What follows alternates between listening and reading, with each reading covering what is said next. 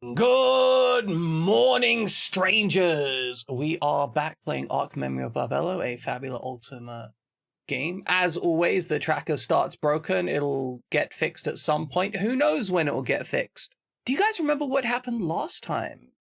We tugged Magneton down. Then we were like, dude, you're alright with us. And he used the leaf that he got from like session 4 and it healed him. And now he's more in tune with Nanto. Gawain obtains Arc Master Gun. Salas has gone for full Q. Man, James Bond Q. I like it. Who's James Bond? In this particular case, that would be you. I think Yeah! Peleus would feel that they are James Bond, but they are not James Bond in this situation. I think really we're both James Bond, right? Like, Peleus is James Bond at the craps table. Gawain is James Bond doing spy. Exactly. I'm Pierce Brosnan, James Bond, and you're my, the new blonde one. I'll take that. Yeah, Daniel Craig. Oh, wait, the newest one? Oh, I don't know who the newest one. Because I'm gonna go with that. Henry Cavill's gonna be the new James Bond. I'll be him. He's a nerd. He's one of us. All right. And he's also beautiful. One of us. Yeah, damn, for real. Yeah. Like, yeah, my wife really enjoyed the first 2 seasons of the Witcher show that went downhill after that. Let's just put it that way. Yeah, no, absolutely. That's The first season of Witcher was great. The second was okay. And then I just couldn't. Well, yeah, they stopped following the books like halfway through the second season, and it was like, okay, never mind. And then we started following the magic trail that led us to the illegal art siphon, and we're currently beating up the people responsible. More specifically, you have beaten the people responsible, and Silex did some ritual magic, which shut that thing down. Yeah. I put it in a nerf box. In an emergency shutdown methodology, which, you know, I hope works out. It might be okay. Who knows? Who knows? Oh my gosh, and we found the whale spirit, which I'm hopefully we can pick up soon. So that's part of why we came here. This was interrupting the whale spirit's ability to do its homeostasis thing. And so hopefully we will solve that problem. Arc siphons and arc reactors shutting down can have varied effects depending on how big their impact was, like when it was on and whether or not it was shut down in a controlled fashion. This was not shut down in an especially controlled fashion. Fionn, the person who was maintaining it, has passed out on the ground. Manos is not quite in a fight with you guys now. I mean, obviously your objective's been achieved, but he's also not quite not in a fight. Yeah. We did just knock out his husbando. If you both had guns and were in a different game, you'd be in a standoff. But right now he's like, weapons ready, looking around, being like, okay, what's happening next? What's like, are we gonna keep fighting? Or that is the state that Manos is in right now. Silex, you have shut down this reactor. The energy is dissipating from its immediate confines. And it seems reasonable. It seems sane. It seems like this is the correct thing to do as the mana here starts returning to some amount of normalcy. And then the ground slightly trembles. Just when we thought it was okay. Just a little shift, a twitch, a tremor. Barely anyone picks up on this except you, Silex, at first, because obviously you're so attuned with the earth. Does it feel like something's coming through the ground, or something far away? If you were to try and establish what you feel it would most be like, if you imagine a channel in the earth carved out, and it's been completely dry this entire time, and then someone at the other end has let the entire ocean in. You are experiencing the first rumbles of that at your end. I see. we might not be safe here. This is happening over a span of seconds, to be clear. Yes. And my internal monologue is, we might need to get people away from here. I do not feel like this is going to remain a safe place to stand for much longer.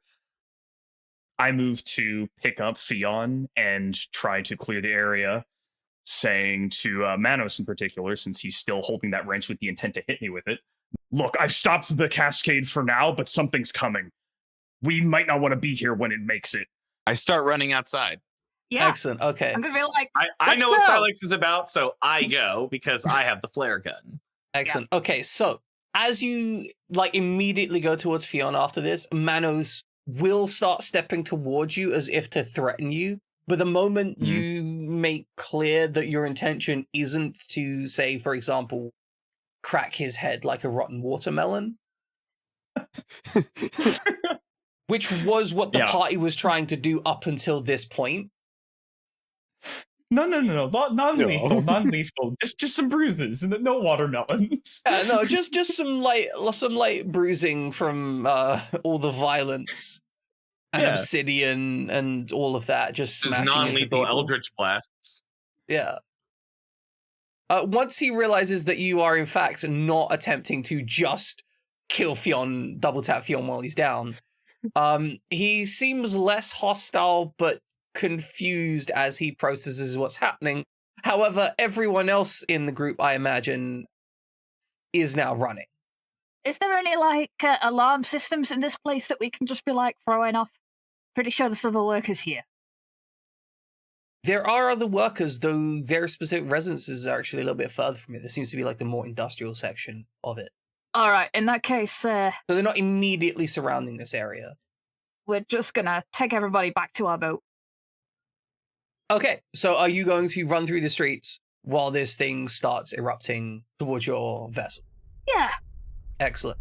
Well, as you start running away, pretty much as you leave the room, the thundering ends up significantly greater, rumbling through the ground, and you can start to see parts of the building slightly tilt, and you hear the crunch and almost crackle of stonework being displaced. Mano seems a lot less concerned about running alongside you guys now that the place is collapsing. Okay, good. If he's right behind me or beside me, I yell to him, help get workers away from here. He is going to nod and then peel off from your group. He's quite quick, but definitely not the fastest in the group. As he heads off to somewhere, you're not really sure. You don't know this area well enough. Yeah, I trust him to be able to take care of himself, and I mean, people better than us. We have Theon, so... Yeah. Indeed. Yeah, that's true. The bear will come back for his twink. Exactly. Okay, so everyone in the group is collectively running towards the vessel as this thing starts to explode. I feel like some kind of check is warranted here to see if y'all die or not on the way back. All right, cool. Yeah, sounds fair. Yeah. I don't want to die. What kind of check would you like, guys? One that I can succeed. Yeah, Okay. I feel at least one dex die should be involved. Okay. I don't know what else. I mean, Dex Might seems pretty... Dex Might or Dex Willpower seems pretty good. I'm thinking maybe we make it a group check because I imagine that Silex will pick up anyone who is sluggish. Struggling? Yeah? Yeah, sure. Group check, then. Okay, Dex Might, Silex, you lead the group check. So if you click group check, I'm going to say should be difficulty 10, no real modifiers. All right, so the rest of you all need to click on support group check. Hey, we got 2 successes in there. I said pick something that I can succeed. We'll succeed together. I You know. could have succeeded at that. You chose not to. That's your decision. I chose not. I rolled a 1 on my best stat. It's okay. We did it. So, You okay. helped. All right. I'm just trying to make sure I get this. So Peleus and I each gave 2 because that's the strength of our bond. You only get 1 bond. So you got 2 Yeah. successes and then a bond of 2 for a total of +4. Got it. If you hover over the mod, it tells you the Yeah. breakdown. Yeah, I'm looking at it now. Okay, so collectively, you are able to readily make your way back to the dock, which I think was your general objective. Yes. Don't worry, Flink. I got you. I got you Yeah. and Fiat. You are at the dock. Your vessel is there. I don't believe you told it to launch. We did not. We knew this might get hot. You might need to run away, and thus it is in dock. As you manage to get over here, you do see in the distance what looks like a geyser of water erupting from the location you just left. Okay, I'm gonna launch like a red flare across, like, so that the pilot sees it. You know what I mean? Okay. So basically, as you're running up, you're gonna pop the flare gun and be like, "All right, we're leaving." Yeah, like I have no way. I can't radio him and be like, "Yeah, you should." Yeah, turn no, on the exactly. engines, bro." Yeah.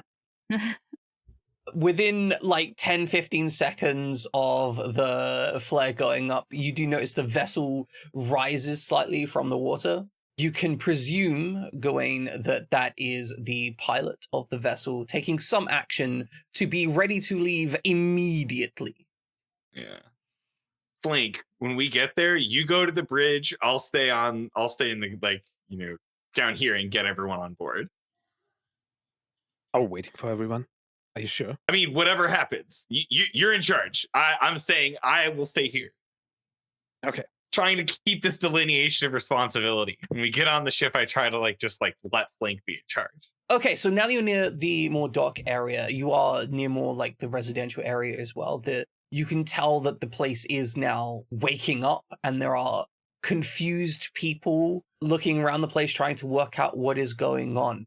An alarm somewhere has started to ring out, but the immediacy of it has not apparently dawned on people, and there seems to just be a lot of confusion happening. All right. Pelias, we should get as many people on here as we can before Flink takes off. Whenever he does, he does. This is true, but I can only help so much. If these people have not practiced for an alarm, then... Yeah, I'm just saying, you and I can help people, like, yeah, we can help people on. We can tell them we can have we got, like, a large speaker system somewhere? You know, like... You're just gonna have to yell, honey. All right, yeah, I'm gonna yell. I'm gonna be like, yo, the place is gonna explode. Get in the boat. Get in the boat. Run for your lives. Okay. Nice. So okay, good. Yeah, you be hysterical and then I'll be orderly. Good. Okay. Yeah. Excellent. Are you guys working Good cop, together bad on cop this? of communication. Yes. I'm just gonna be singing out. Okay. Run to the ship. Run for your lives. Incredible. Absolutely incredible. Okay, so I think TOS. another group check is in order in that case. One of you needs to lead it. I think it's appropriate for either of you to lead it in this case. And I think willpower plus insight is probably going to be the check.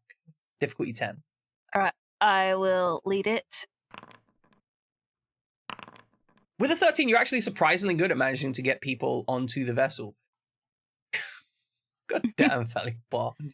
No, there's no waifus yet. They come later. Mostly it's Gawain's mother and also Peleus's mother. But, yeah. We'll see them later, I'm sure. Thank you. I was about to type all that. You don't need to encourage him. It's fine. Yeah. My mum's not a mega waifu in this, but definitely I don't Darwin's know. mom. Yeah. I disagree. Yeah, no. For those of us who'd like to retire in comfort. Well, Top she is tier. single, and I wouldn't mind if you became my stepdad. She's single, sensible. She keeps it tight. Philanthropic. And then I could marry your mum and become your stepdad. Good luck with that. We can sounds be so each wholesome. other's stepdads and stepsons. No, this is not a Lonely Island song. Please. I don't know how that would even work legally. I don't want to Quick, have the know. thing blow up. I don't want to know. We don't have to worry about it. Everything is 'cause Gawain's blowing up. mom is People are dying. uninterested. And you're like, hey, do you want to be each other's stepdad? No. Okay, so with a 13, collectively, you are able to successfully guide a good number of people onto the vessel. The water from the geyser is starting to run down the streets, though. You know when water runs down streets, you get that like wave of like filth and detritus at the front end of it. You're starting to see that in the distance closing in, and the water is rising. There are still people around and about, but if you wait much longer, you will have to contest with trying to save them and protect them while that's happening. And I'd say the vessel is probably about half full of people right now. I want to save people, but I also want to book it. They have lifeboats, right? I rest Fionn down on the safest, cleanest location that I can find. The vessel, I presume? Somewhere in the Okay, vessel, obviously. Good. Yeah. Give directions to whoever in the party is closest to make sure he gets stowed away, taken to someone for healthcare and monitoring, and then I'm going to jump off the boat, and I'm going to try and continue to help people in the face of the rushing water. Excellent. Is anyone else helping Silex trying to save people, or are you doing the smart thing and getting on the vessel so you don't potentially get clobbered with a giant wave of detritus? I'm doing the smart thing, I guess. I'm like, okay, well, he's an idiot, but, he'll be fine. I'm believing. Yeah, he I'm can choosing swim, to right? believe. Yeah, it'll be fine. If you did it, then I trust you thought it was a good idea. I am just sort of like trying to settle everybody else down on the boat by discussing waifus. Okay, so everyone except Silex is on the vessel, correct? Including the human baggage in my arms. There we go. Okay, so Silex. Mm-hmm. Tell me how you're doing your best to get people onto the vessel or get people to high ground. There is, a number of, 2-story buildings you could be trying to get people to as well. And it does seem that some people are once they saw the water, they are naturally drifting towards it. Yes. So from the quickest appraisal of the scene, is there anything that looks to have a foundation strong enough to handle substantial currents? Or all the buildings just going to be fine? It's a matter of just getting people off the streets. How confident is Silex? I shoot the latch on a fire escape that's on the side of one of the buildings. Okay, excellent. While the ship is departing. Excellent. Okay, so the ship itself is starting to lift off under instructions, presumably. Gawain has discharged a pistol into a sturdy building, one of the multi-story warehouses with cranes on the top. It isn't exactly the greatest place to stand in terms of creature comforts, but it is a place to stand that is outside the path of the water, and those cranes are built up incredibly heavily. Which means that it should be sturdy enough if you get people up there. So, Silex, you have ladders, you have a strong enough buildings to get people up. What do you think? What kind of checks do you think would you make to haul people up there as quickly as possible? So I just yell out as loud as I can, "Everyone to me! Up the building!" And I just start grabbing people closest to me. Let's do Dex Might is probably most appropriate here. At least for the grabbing of people to get them up onto the ladder from the street. I think that's pretty good. And I think might is pretty appropriate just for being loud, right? Sheer lung capacity. Give me a Dex Might check. We'll put this as an open check, which means it doesn't have a specified difficulty. More success, more good. Less success, less good. Here's hoping. Ooh, a 12 is pretty solid. You managed to get pretty much everyone in immediate vision range somewhere safe as the vessel starts ascending. Whether there are people trapped in buildings you can't see. Yeah, no way for me to know. Yeah, there's only so much you can do. Under the circumstances of the emergency, you've done what you can do. And just as the surge of water comes sliding down, you're practically hanging off the back of the, like, you're the last one to go up, right? So you're like practically hanging off the back of this ladder as you see Manos, who has been picked up by the tide of water and is being like practically thrown out to sea at this point, traveling just past you. You're guessing that they got picked up because they went off to go set off an alarm. Mm-hmm. I am absolutely going to try and help him. Okay. That's a big guy. Are you just going to try and manhandle this with might plus might? Oh, hell yes, I am. Okay, go for it. Go for it. Give me your arm, Anyone big can guy. do it, Silex can. Now he's moving quite fast. We're in a dangerous situation. The water's rushing past at this point. It is fully surging. That is a 16. Oh, yeah, it is. You clasp him in one hand and practically using the momentum, like hang off this ladder, practically swing him halfway up the ladder. He collides into it and just wraps around it, panting and choking just above you after you smack him into it with this 360 spin. He is clearly winded, but he is in a position where he is relatively safe. Between the two of you, you are eventually able to climb that ladder, and you stare on as Elias is going to draw this later. all sorts of debris simply surges out into the water underneath the vessel. Silex and Manos holding each other tight as the water falls around them. Stop it. Don't give her ideas. Soaking wet. I was staying quiet.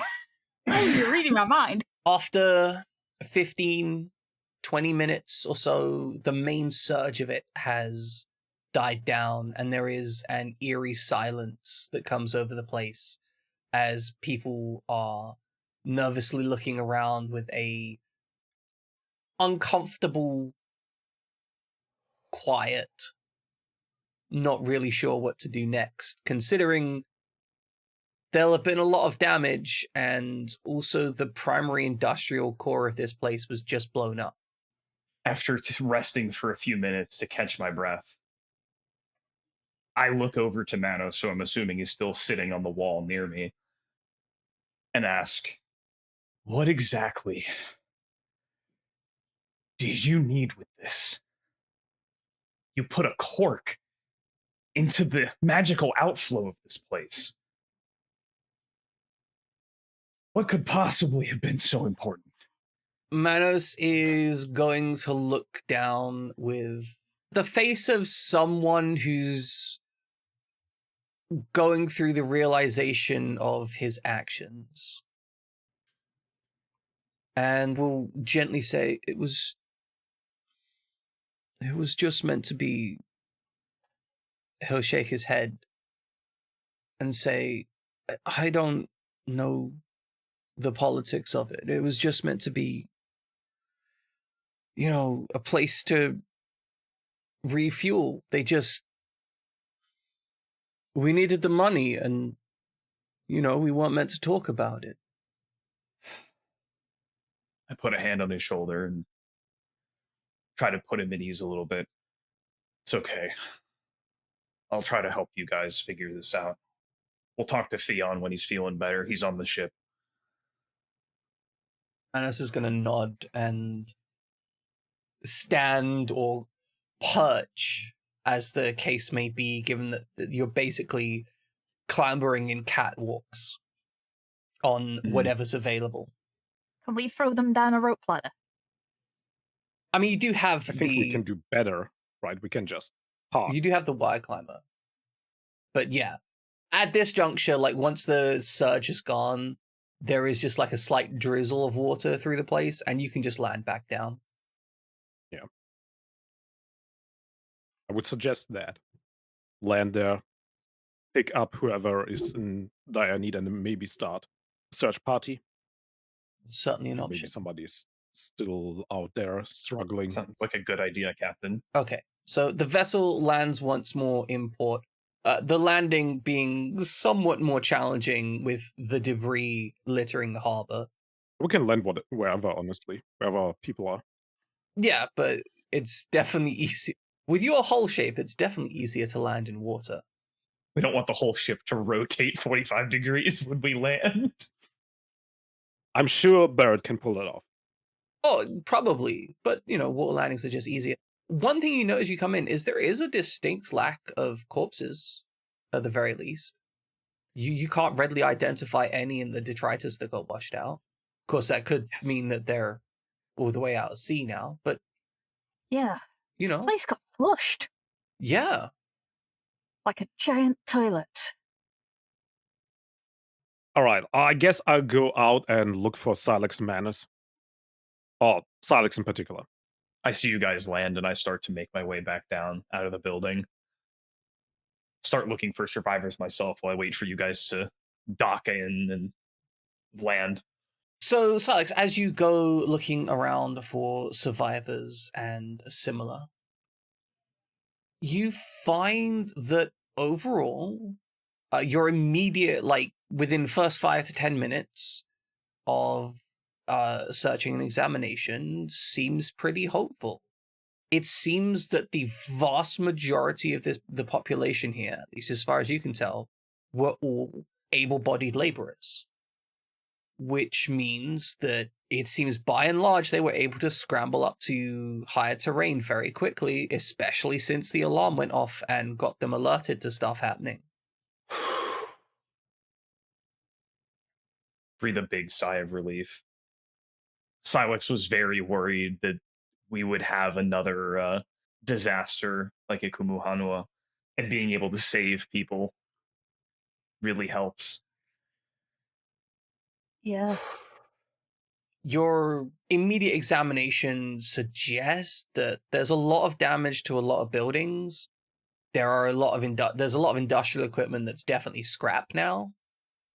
But also there's a lot of people who are attributing that heavy industrial equipment to being something they just stood on top of while the water went by.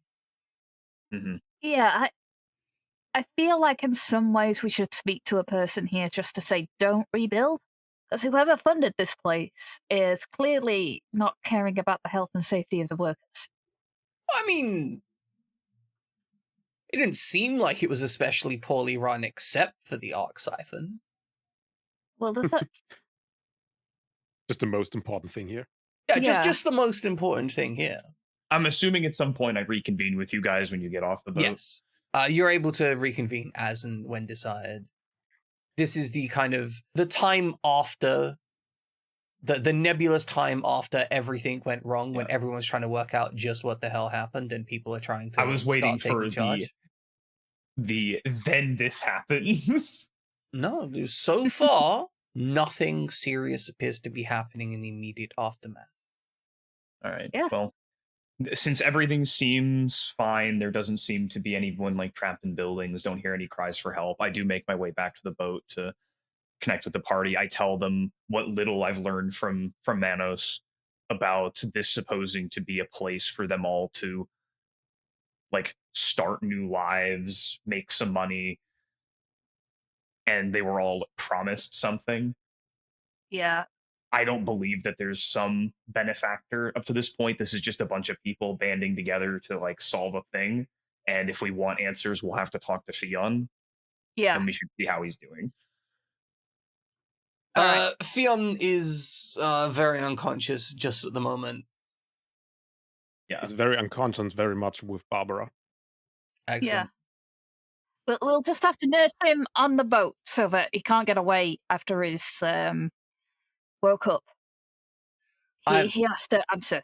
I'm assuming that Barbara is basically hanging over him with a dagger sat there. Nah, we'll make Peleus do that. What? God Nah. damn it. How about no daggers and we give him some medical care? Yeah, Yeah, that's what I wanted her to do. I guess I'm just suggesting I'm handling the grunt work. Peleus should handle Fion. We should let Barbara keep doing Barbara's the job of co-pilot running the things. ship. Yeah.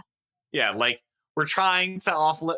Part of Barbara not fucking hating us for paying her a third of what Peleus apparently quoted her is that we like let her do the stuff she wants to do. But Barbara is still a ginger cat, and she will do orange cat behavior. She has more than one brain cell. That's just racism, honestly, Peleus. That's just unmitigated, out and out racism. We've all met them. We all know what they're like. I'm just saying. You're just proving his point. You should be, Kiba. I thought we were making fun of orange cats for being stupid. That's the stereotype, right? That orange cats are dumb. Yes, Have you ever seen a smart orange cat? But in a world where you have cat people, it's the same thing. It definitely becomes more complex. I was just checking to see if I understood. Yes.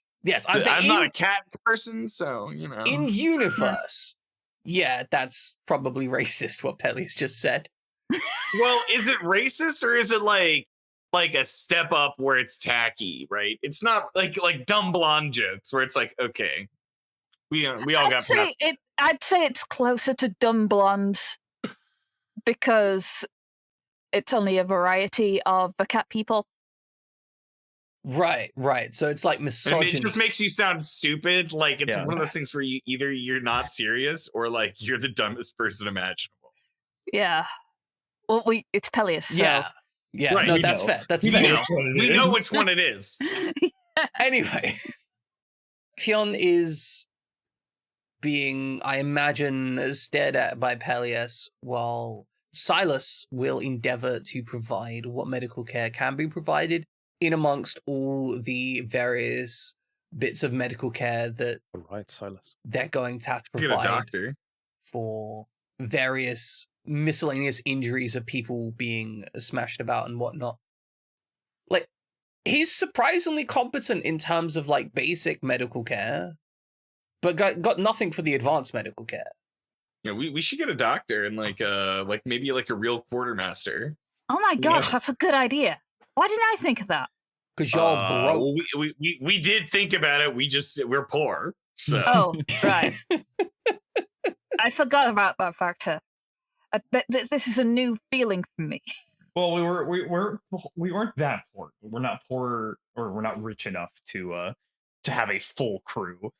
Look, whenever we finish this job with Peleus, what we'll do is we'll get Peleus to buy his own stake in the company if he wants to keep working with us. Yeah. See, and then we'll take that money and we'll use it to renovate the ship. I'll have to ask my mom. I'll ask my mom. No, you have to do it with your money, not your mom's money. My mom doesn't allow me access to my money. Well, maybe you don't have any. If you could be a big boy about all of this, we could get you some money. All right. Here's what we're going to do. We're going to find a rich doctor woman that I can marry who can work on the boat for free. Okay. Oh, dear. Well, you know what? That's a great plan A, but we should keep brainstorming, I think. While we're waiting for Fionn to recover, instead of just sitting in his room waiting to talk to him, I'm going to go out and help clear debris and get people set back up to some degree. It'll be useful. Manos does appear to be working on similar goals where he can. As the morning comes around, a scant few hours later, daylight filling the area.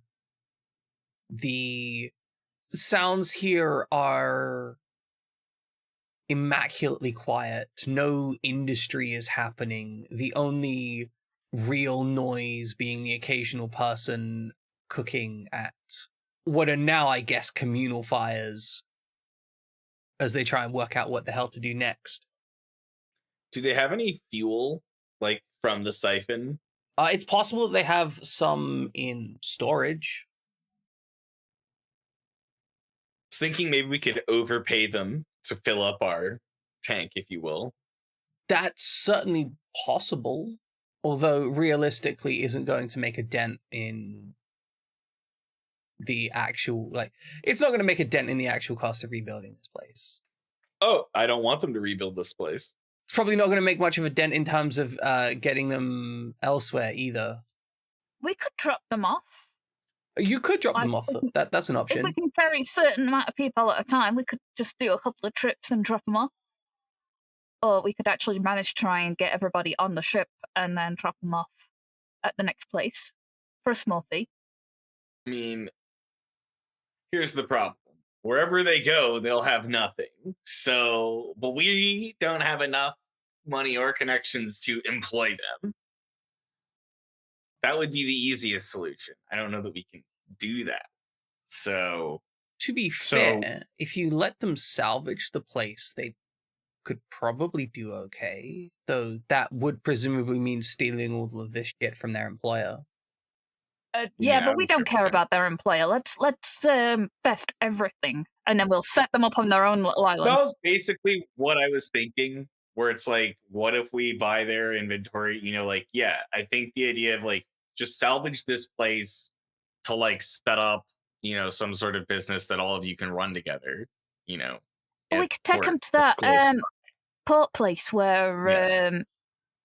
Yes, Peleus. The one that's close. Yeah, the one where they could probably sell all of their stuff. Right. They can do whatever they want. I don't know. Buy a fishing boat. Well, we could just ask them what they want. Right, I'm saying they can do whatever they want at that point. Yeah. Well, it's something we can offer them. You know, mentioning it to Silac, like, you know, this is kind of just brainstorming, like, how do we help them? How are we not just like, well, peace? How do we avoid them rebuilding this, you know? Alex, I'm assuming you said you wanted to go see what you could rebuild and help with. The core industrial, like the absolute industrial core of this place around the arc siphon is pretty much annihilated. That's like full demolish and rebuild. Twisted metal everywhere, splintered from water pressure. Exactly. Okay. That area is done for. Is the entire place built around just the arc siphon, or is it like another facility here, another facility there, and the arc siphon was just the core of it? It seems like the core of it was around the arc siphon, though there is secondary stuff near the dock, specifically for working on vessels.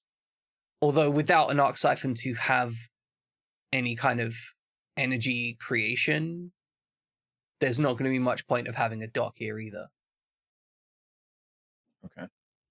Based on what you can examine and see, it seems like the intention was for this place to essentially be used as like repair, refuel, and resupply predominantly. That's where the money was going to be in. Mm-hmm. And there is no more refuel here. That's for certain. Silex was hoping for there to be a way to have them continue here without the arc siphon, or there be an alternative, but the more he sees, the less he sees that as like a viable plan, because it did seem to just be the experimental siphon. Your immediate kind of like perception would be, if this place wanted to remain operational, it would need an arc siphon of some kind. Mm-hmm. That one, they would just have to get it official, like through proper channels, standardized design. Yeah, one of the more reliable standardized designs. Yeah, so before we make any more decisions about this place, we are going to need to know what the hell is going on from Fion. But my only other idea at this point would be, if this place is no longer viable and if for some reason they can't go through proper channels at all, maybe we can get them onto Minerva's team. Oh, yeah. Minerva might have a better questions to ask Fion. Just get her more able-bodied, capable engineers behind our effort, because our scope is only growing, with Kuwei not being the end of the line and his death just offering more questions really than answers. I would suggest hiring them ourselves, but we neither have exactly. the money, nor Like, the obviously, they'd be our team, place. but like, we can't do that. We're not a government. Yeah. This is you're very small in the grand scale of things, despite having a vastly overspec amount of like output. We'll get Yeah. there. Micronation incoming. Just 100 yeah. Fabula Ultima points away. In the meantime, that's what I'm thinking as I'm like shifting debris and helping people do stuff. That's what I'm thinking about.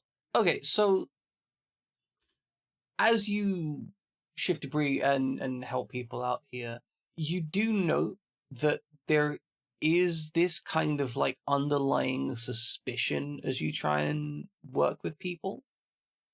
Mm-hmm. After all, you are the newcomer / outsider. And you were seen running from the giant thing that exploded. And you have just destroyed all these people's livelihoods. That's true. And put them all at risk.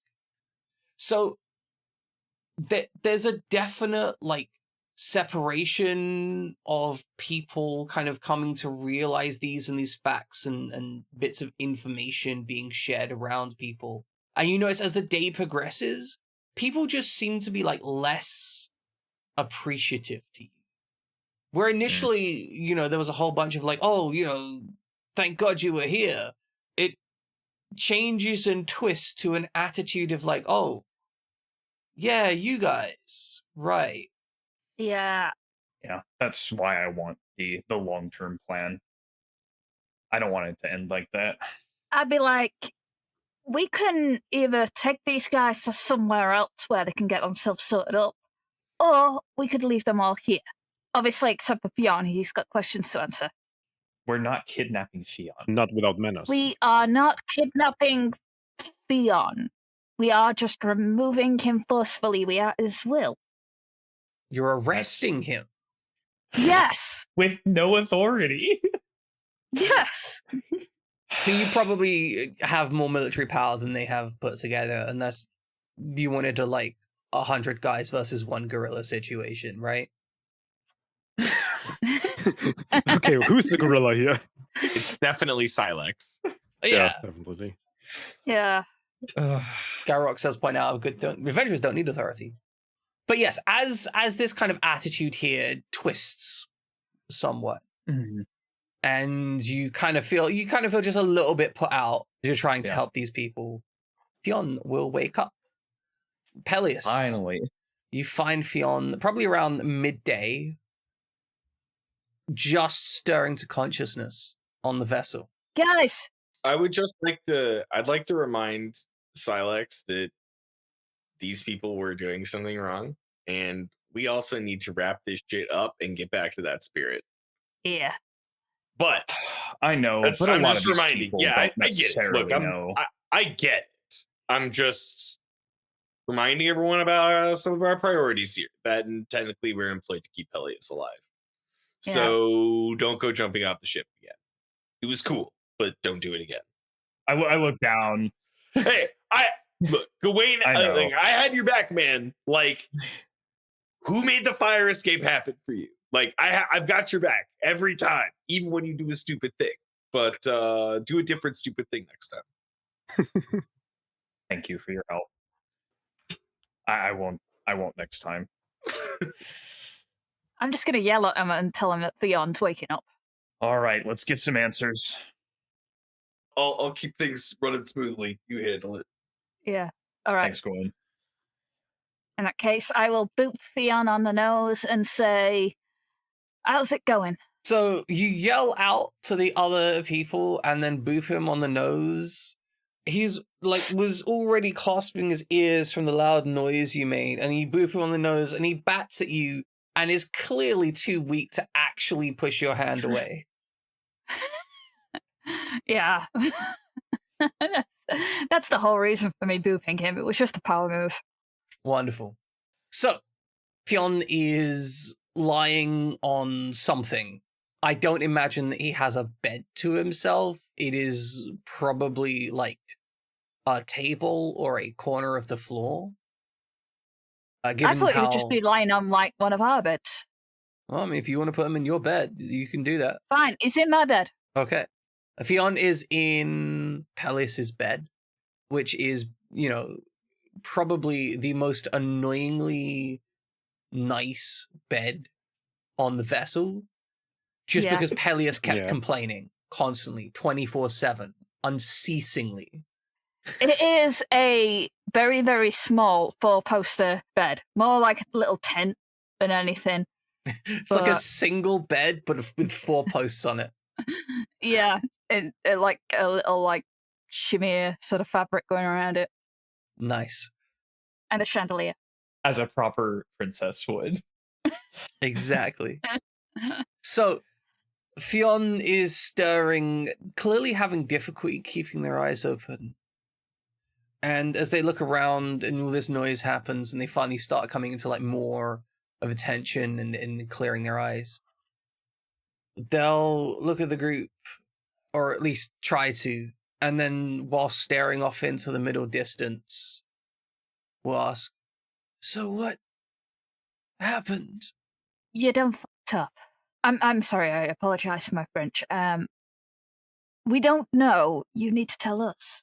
There is slow, labored breathing as Fionn clearly goes through the last moments of his consciousness, putting pieces together, and then says, You shut it down, didn't you? Yeah. Well, one of us shut it down, but it kind of needed to happen. And then the whole place flushed like a giant toilet. How many? Everybody's okay. The moment you say everyone's okay, you can see like a whole weight. Some kind of tension that was in Fionn relaxes as much as it can with how tremoring his body is. Yeah. Clearly there is some significant nerve damage in this person that is not improved by his current massive excitation of energy and the recent incident. Yeah. We managed to get just about most people off safe, and everybody else was sort of like in a place where they weren't being killed. So right now we don't think there's any major casualties. Fionn is going to attempt to nod, but give up halfway through. Yeah. Right now you're the most injured person here. I'm sure I'll be okay after I rest for some time. Yeah, well, just don't... Fionn, we've seen this before. What were you doing with that siphon? He's going to look confused when you say we've seen this before. What were you doing with that siphon? As if he genuinely doesn't understand what we're talking about. Yeah. And then inquire, I was trying to stabilize it. Fionn, the way your body shakes, someone of your size shouldn't be as weak as you are.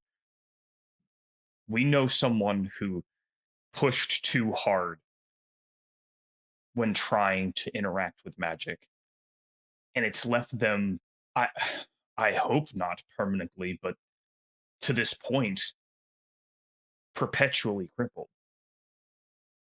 They're in a wheelchair now because of what they did to help me. He's going to nod at Silex and say, "This." He raises his hand slightly and you can see it just tremor constantly before he eventually drops it. And then says,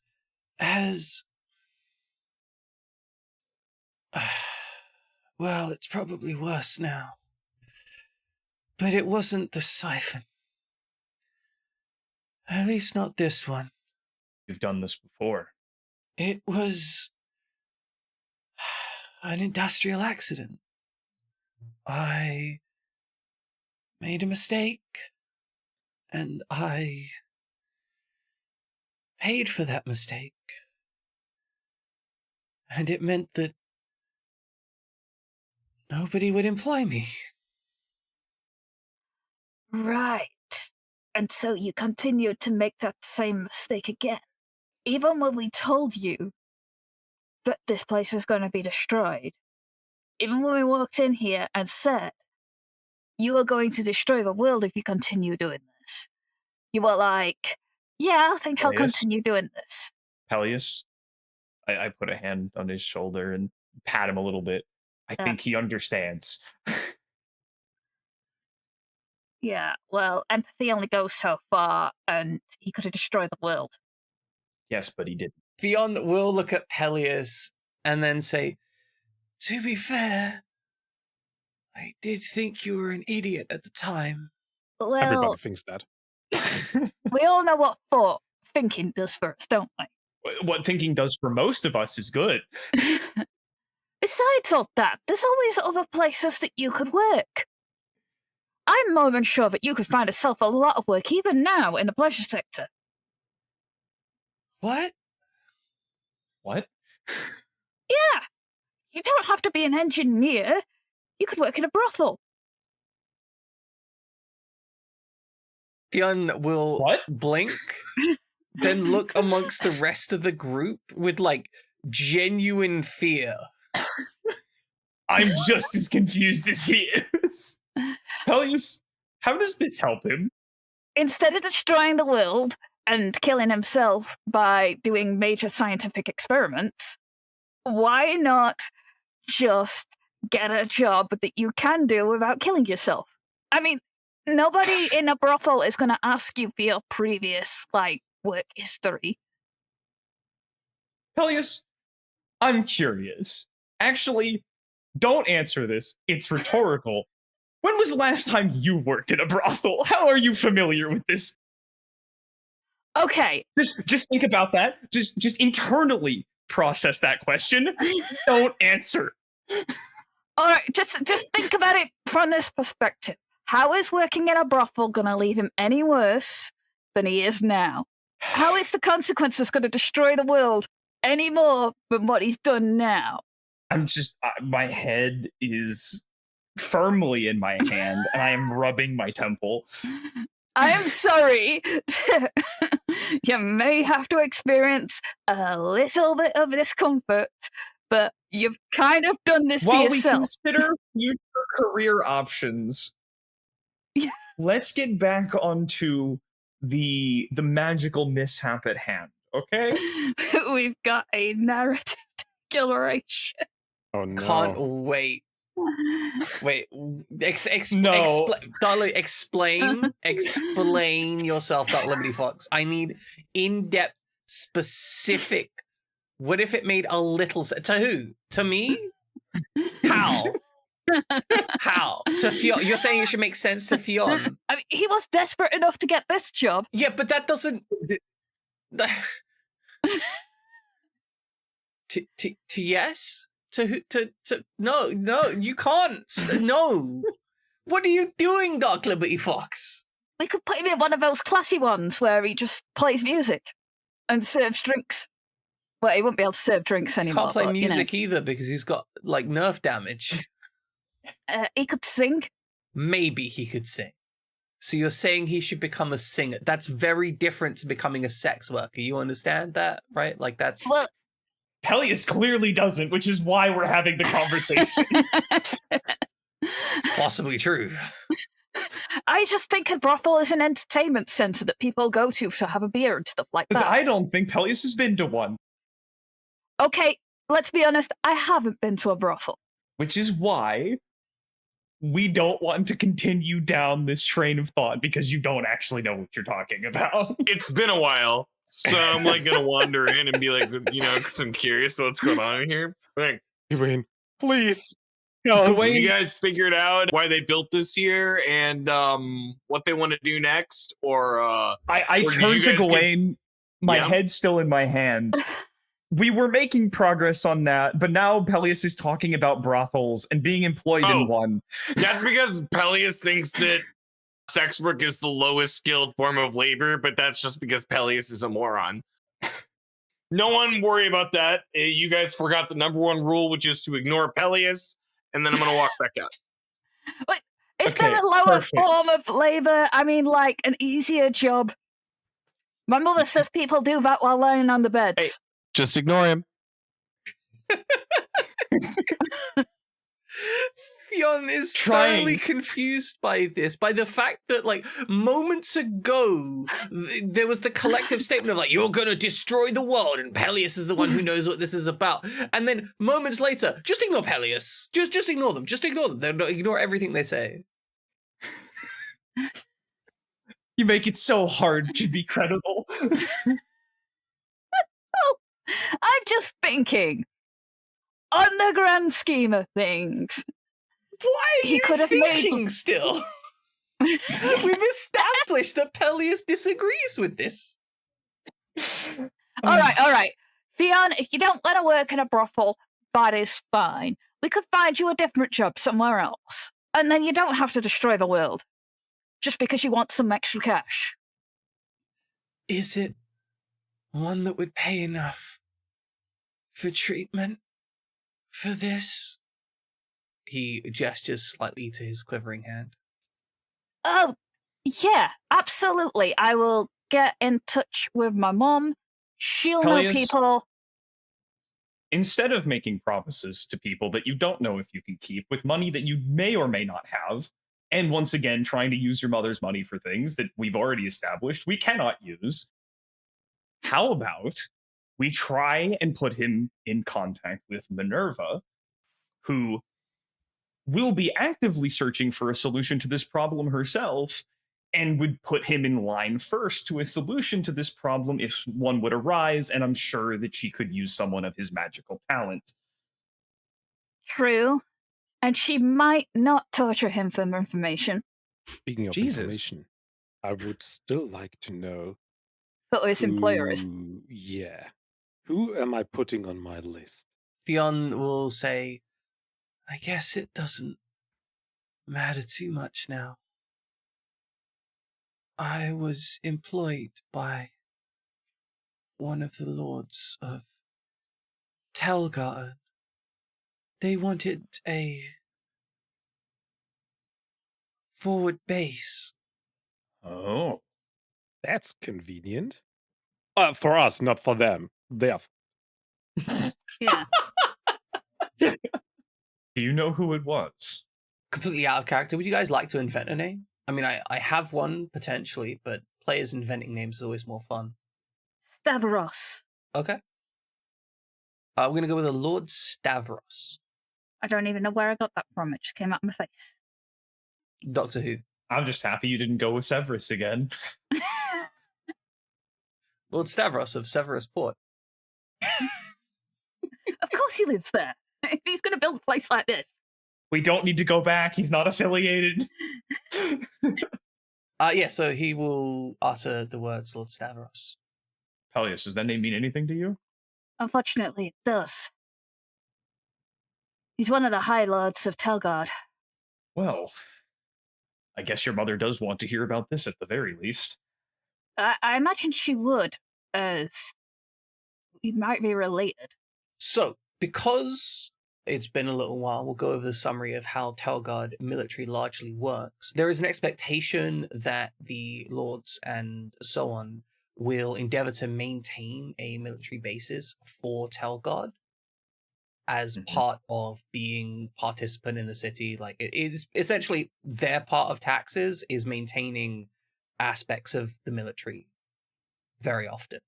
And so it would be reasonable that if they thought it was of military benefit to establish this. Yeah, like making a forward base out here would be something that they was in their realm of power to do. However, building an off-the-grid arc siphon out of code probably isn't. That's definitely more risky.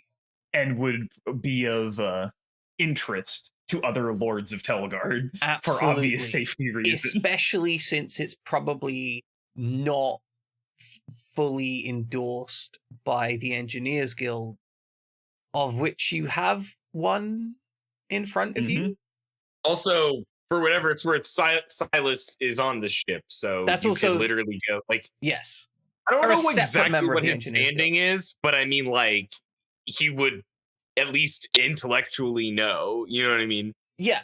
I Yeah. mean, Silas is probably, you'd have to guess, a like more junior than what Fionn is at least presenting to be. He's at most like, year one of being a journeyman kind of guy, where it's like you're out on your own. Yeah, exactly. Like he's in the like trainee period, which is 6 to 10 years for the Engineers Guild, whereas Fionn's probably Yeah. past that. But clearly something happened. I had assumed that Silas was still in the room because he was the one providing medical assistance. So I would assume that he's been a part of this conversation and would be able to have all the details already about Lord Stavros being the motivation behind this place.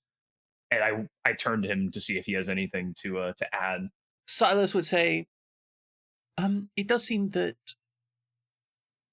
this was obviously I haven't examined it, but it does seem that this was a very non-standard employment of the technology. I imagine it was probably not guild certified, which would explain the paycheck to Fionn, presumably. Fionn would give like a slight nod. And I've already spoken with Manos about the situation of the other workers here. They were all promised a way to. They were promised good money for being away from their family for a while. Yeah. And from their perspective, it's like, hey, here's a labor job that pays money. It pays more because it's far away from home. Offshore oil, baby. Wait a minute. Can we legally take Lord Stavros to court as a mass, what you call it, when a lot of people sue a guy for their employment check? Class action lawsuit? Yes. We might not be able Are we to gonna come have a after court this. episode? Yeah. Let's You get a could court. try. Hard cut, yeah, just hard cut to court, like months later. Like, Yeah, but we've got to pick up as whale We spirit. don't need to hard cut. We want there's the a journey. gavel noise. Order. We'll have to start all of that, but But I'm thinking that this could be a good idea as a way to try and take this guy down, as opposed to just straight up fighting him. Okay. Although I'm not opposed to the fight.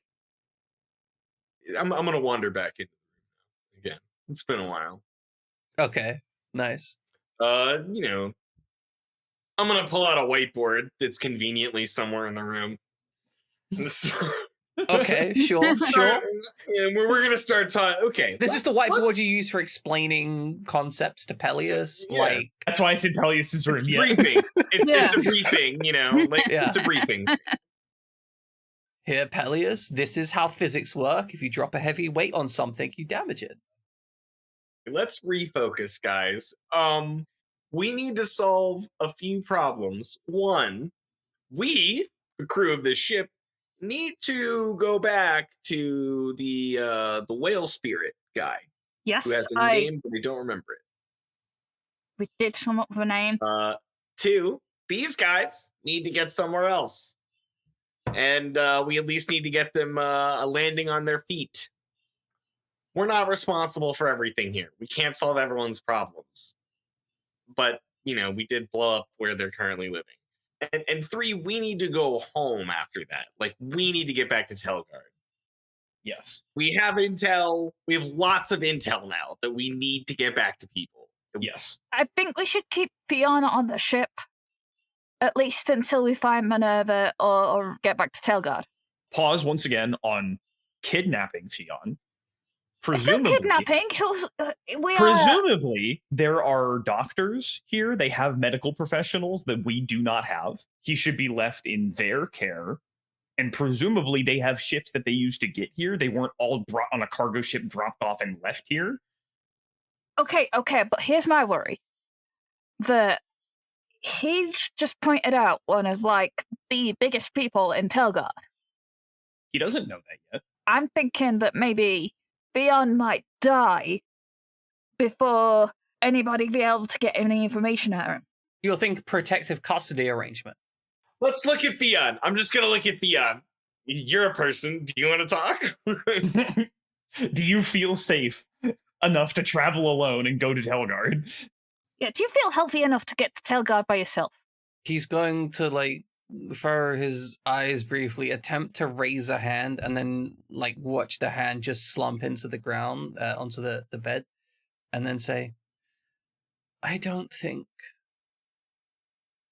I'd be able to travel for some time. All right. I would like to suggest a solution. We leave Theon with Manas, and they bring Theon to Telgard. Mm-hmm. That's the swap, essentially. Like, if he comes to Telgard, we can help them. It's a perfect plan. The only person, presumably, who knows anything about Stavros is Theon here. Presumably. I looked to him for confirmation. And, of course, we can trust the guy that almost accidentally killed the world. Look, the fact that we know this is enough. Yes, it's not enough to prove anything without Theon, but it's enough to know that there's something to look for, and I'm just gonna, and why else would we employ Flink? Come on. I mean, his roguish good looks, of course, notwithstanding. I thought that Flink was employed to steal things when we couldn't get them by a good means, or assassinate people when we couldn't get them by a good means. So both of those things, as like a prerequisite, require some amount of spying without being seen. So Flink is also good at that. He could steal proof that we know it must exist somewhere now.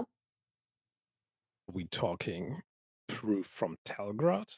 Yeah, like when we get back to Telgard. Okay. We know who's responsible. We could steal hard evidence. That is... Like, we don't need Theon.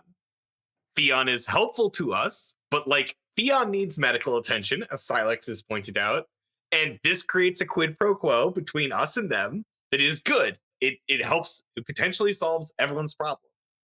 All right. So let's not force it, and let's instead take the onus to go get evidence ourselves and help Theon now. Okay. Yeah, you're welcome, Lag. I'm hooking you up with a heist episode. Nice. No, I'm here for and it. court session. Heist and court. I've done court sessions that's before. only if the heist goes badly.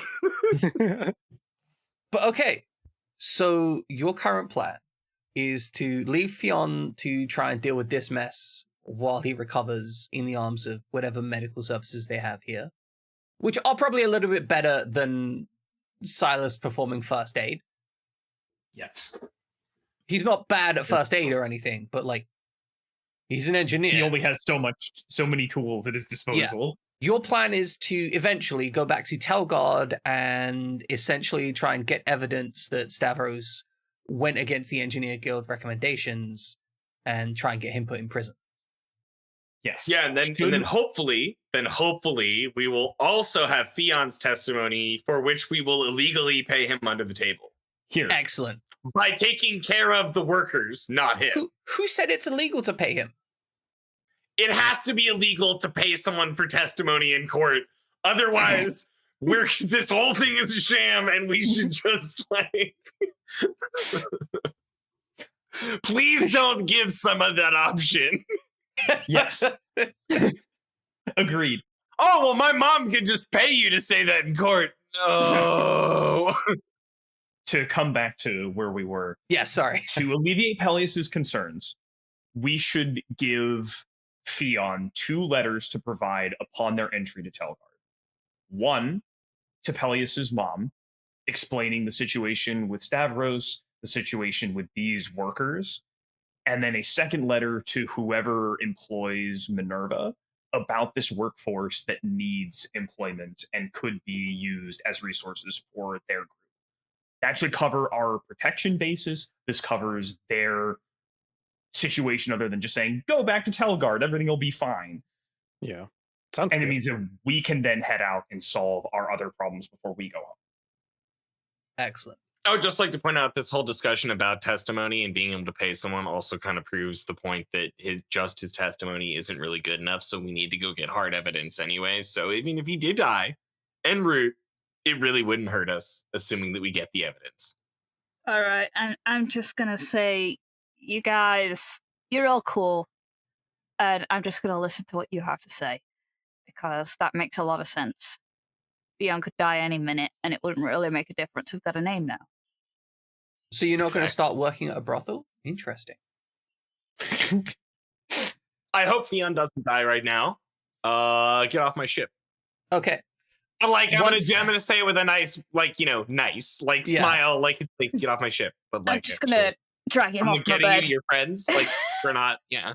You drag Fionn off your bed Let me and carry him, thumps please. to the ground. I'm gonna grab him by the boots. Somebody else get his head.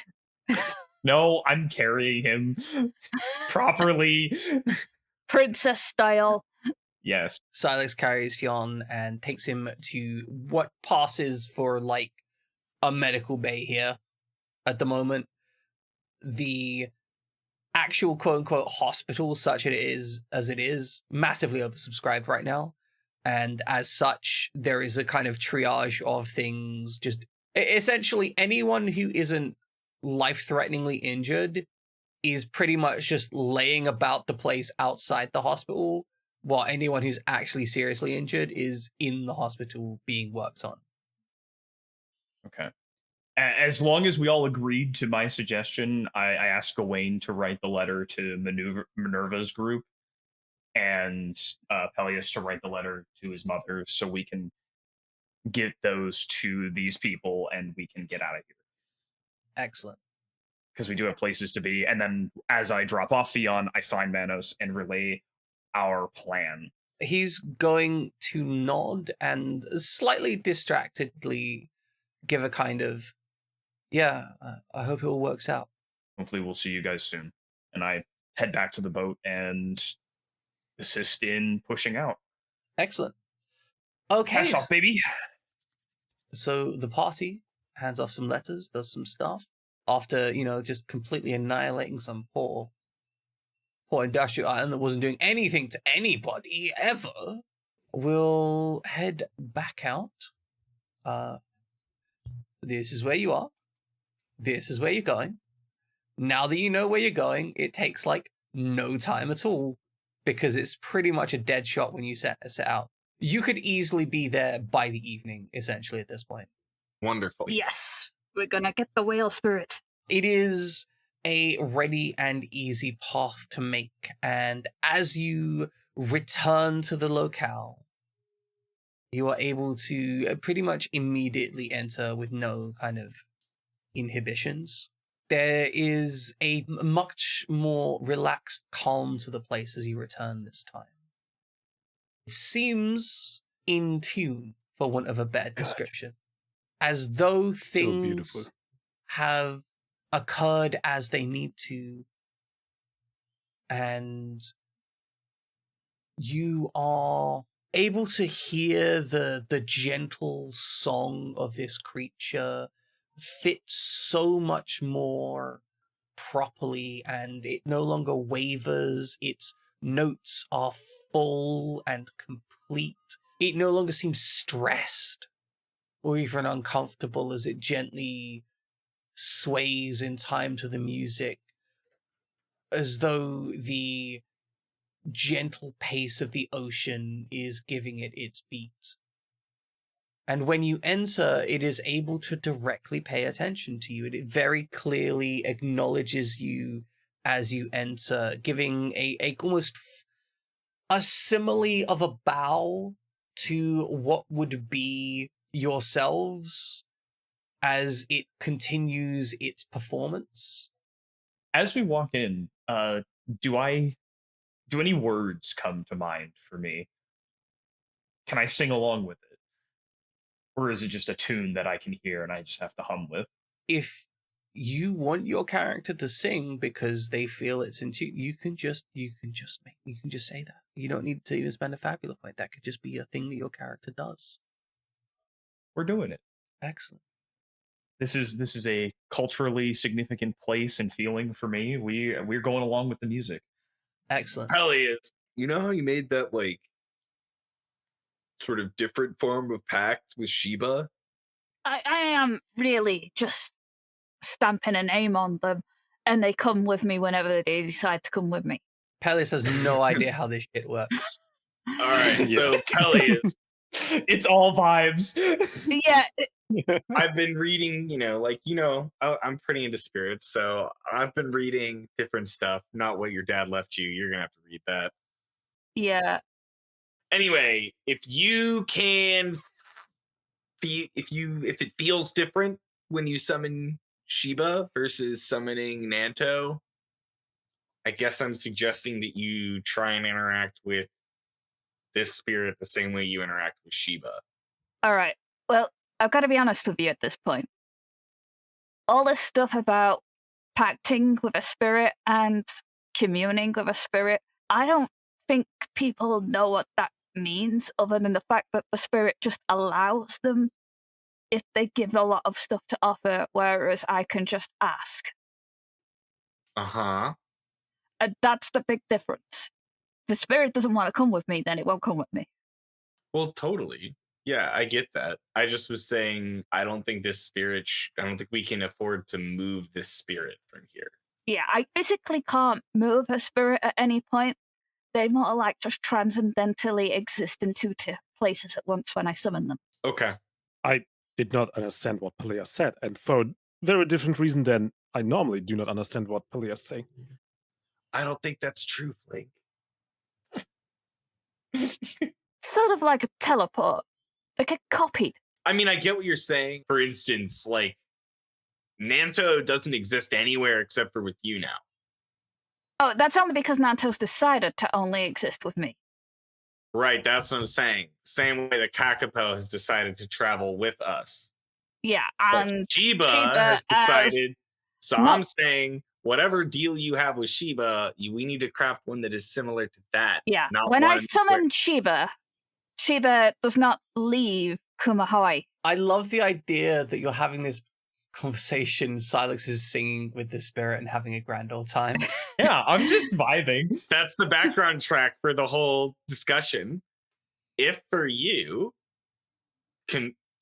interacting with Sheba is any different than interacting with the other two, try interacting with this spirit the way that you interact with Sheba. I'm just giving you suggestions.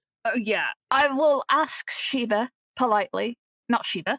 I mean, you could ask Sheba for help. That wouldn't be crazy. I'm going to do my spirit jazz hands and attempt to communicate with the whale and say, Did we have a name for the whale from last time? I forget. No. Well, you kept trying to call it Willy or Big Willy or similar. And Oh, yeah, because you wanted to free Willy. I was really struggling as a GM to be like, oh yeah, no, that's fine. Yeah, just call it Massive Dong. Why not? Yeah. I'm thinking because we're going to do a Sheba sort of pact, and it's black and white, maybe Felix? Felix. Going more for cat names. Or Kaiko, after the whale that played the character of Willy. That feels classy. I like it. Yeah. It's K-E-I-Ko. Okay, so Kaiko has been witnessing you discussing this, and Silex, you can actually detect a almost playful laughter to the song as it watches Pelias try to talk and describe all of this. It's just that slight tonality as though the voice is coming from a smile. It makes me smile. It's making me smile in my computer here. That's lovely. So Pelias, as you approach the spirit whale and attempt to make this pact, you find it is simply easy. It is barely any expenditure of energy at all. You extend out your mana and your energy, and it is just immediately met and embraced. And you instinctively know that when you call, they will listen. Nailed it. Go, go, Peleus, go, go, Peleus. And I've added them to your sheet. Oh, so that's the song you hear. So, quick rundown of its functionality. When you are merged, you have resistance to air, and you can deal air or physical damage with extra damage equal to your storm points. Ooh. You have a pulse that deals air damage to up to 2 creatures and gains you storm points. And then you have a dismiss that can do a whole bunch of damage, Yes. which also ignores defenses. Does the pulse stack with the storm points? Yes, it ascends in damage. And there's no cap on it. You can just keep pulsing and just scale your damage forever. Theoretically. That's so cool. That sounds pretty fucking cool. I like this. Yes. Peleus is a giant nuke. It's the long game summon. Yeah, I wanted to kind of have the whole, like, the rising of a song, but also, you know, like when a storm just gets progressively stronger and stronger and all of that. The building storm, the building song, it works very well. I like it. I love it. Excellent. Good. I do like the whole storm points gaining thing. I'm going to have to copy that down. Yeah, it shouldn't be too complicated. But Kaiko, having spent their time here, is more than happy to continue their song free of the inhibitions of the ley lines being distorted. I assume that after Silex gets their fill of singing, which, you know, Kaiko does thoroughly enjoy, you will make your way back to the vessel and head onwards to Telgard, I imagine. It's time. We are about to get paid. How long have we been out? Very long. Months at this point. Like, you headed out to investigate. You hit Kakapo Island. You explored some around the area. You found Kawai's vessel. You went back to Rushni Port. You went up to Twerkle's Turtle. You've been out like 2 months, maybe more. Like 2 months minimum, I think. I think it would behoove us to, like, approach the port from the east. We should probably go south around the continent. So down south of Severus Port and then round. Yeah. Okay. Yeah. I feel like it might behoove us to, like, take a path that would imply we didn't come from here. Yeah, I agree. Because we're not in a huge hurry time-wise, right? No, I don't think so. No, and we should still be able to get there even before the engineers do, because they're traveling by traditional boat, I would imagine, not airship. Yes, and airships are just... They get to ignore so much in the way of terrain and weather in a lot of regards, so it's just so much more expedient. Yeah, it would actually be better for us to take longer. The other part of that is, if you wanted to stop in Kumuhanawa, we could. I don't know if that actually does anything for you. I'm just saying. Yeah, I think on it for a moment, close my eyes, wistfully thinking of home and all the people there. I go, as much as I'd love to stop, there's nothing we need to do there. I twiddle the leaf in my hand. I pull it out of my pocket and go, however, there is some place that we should go that is unfortunately in the direction you don't want to arrive from. We should visit the Rakau. Talk to me.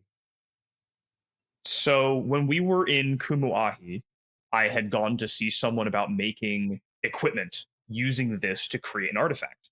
And they said I needed magical wood, and the best place I can think of to do that would be the Great Rakau Tree, which is on the way to Telgard. And we've been meaning to stop, but haven't been able to do so until now. I mean, that's like Telgard day trip, right? Yeah. How far is it again? Like, I'm looking at it. If you're traveling via airship, it is definitely a day trip. Yeah. That's fair. But- Last time we did it, we did not have an airship. Yeah, last time we were on foot. I'm down to put it on our list, but I don't know that we have to do it, like, we could do it after we, when we're killing time once we arrive. All right, that's fine. Like, do you want to like it'd be like that and procuring evidence would be like the two things that we want to do once we are actually like settled in the It Telguard? might actually be beneficial to leave Flink behind in Telguard while the rest of the party heads out, because that provides cover. Yeah, I mean, we could do something like that. Like, so I'm just, I nod along. Okay, I like this plan. Okay, so heading south round Severisport, possibly saying hi at Kumuhanua, and then going round and going I get to it. Telguard. You don't want anyone to see your mom. I get it, Silex. We're not giving the opportunity. No stopping at home. They don't have to know. Yeah, you're right. What was I thinking? I was like, oh, we have normal friends. No, we don't have normal friends. I'm sorry. What are you guys talking about? Nothing. And then we're just gonna sob into each other's shoulders. Can I be a part of the sobbing? I'm sobbing into his pecs, actually, because I'm very short comparatively. Yeah. Incredible. Yeah, I get it. You're jealous, Peleus. Don't get. Come on, get out of here. Wonderful. Okay, I think that this is a brilliant time to take a break as well. I agree. Yeah. All right, ladies and gentlemen, we shall be back in just a few minutes. While we're away, please enjoy some trivia and don't get lost. Maybe do get lost, because who knows what's going to happen next? They're going to Telguard. There may be a heist involved. Who knows? Welcome back, ladies and gentlemen. We are back, and we are starting our journey from the temple over here. And the plan was to head down south around Severisport, from which we will sneer in the distance, and then loop up to the port of Telguard in order to obfuscate the direction of return. The party starts making their journey homewards-ish. If I remember correctly, didn't you find like Koei's ship like here and sink it? Yeah, I think that was the Yeah. area. Excellent. Somewhere not terribly far from the temple, actually. So it has been a good long while since that happened and you sent out some letters and whatnot. You do see a vessel in the area. Do you attempt to make contact with them? Or do you just go, yeah, they're probably doing their job and let's not worry about it? I think we should probably just head back. Okay. Excellent. Yeah, I think They're probably just on salvage. They aren't doing their job, and they are not the ones we think they are. We will know when we get to Telgrad. Exactly. When it's too late. Then it's too late, but I get it. You can't chase everything. yeah, exactly. We are doing so many things right now. I was merely thinking that Minerva Tass might have been around and you could have had a convoy with your girlfriend. If Minerva Tess was around, Gawain would know. Yeah, we'd know the ship. Yeah, Yeah, exactly. You'd sense it. Yes. Yeah. That was yeah. what I'm implying, not that we would know the ship like It's Gawain not that does. intellectually I would know because we've seen her ship before. No. No, obviously not. You just have that sense. Yes, I would feel the pink string on my pinky finger tightening. I was merely considering that she might not always be in the same ship. So as you're having this discussion, Flink, you are, maintaining your watch over the vessel as part of your captaincy.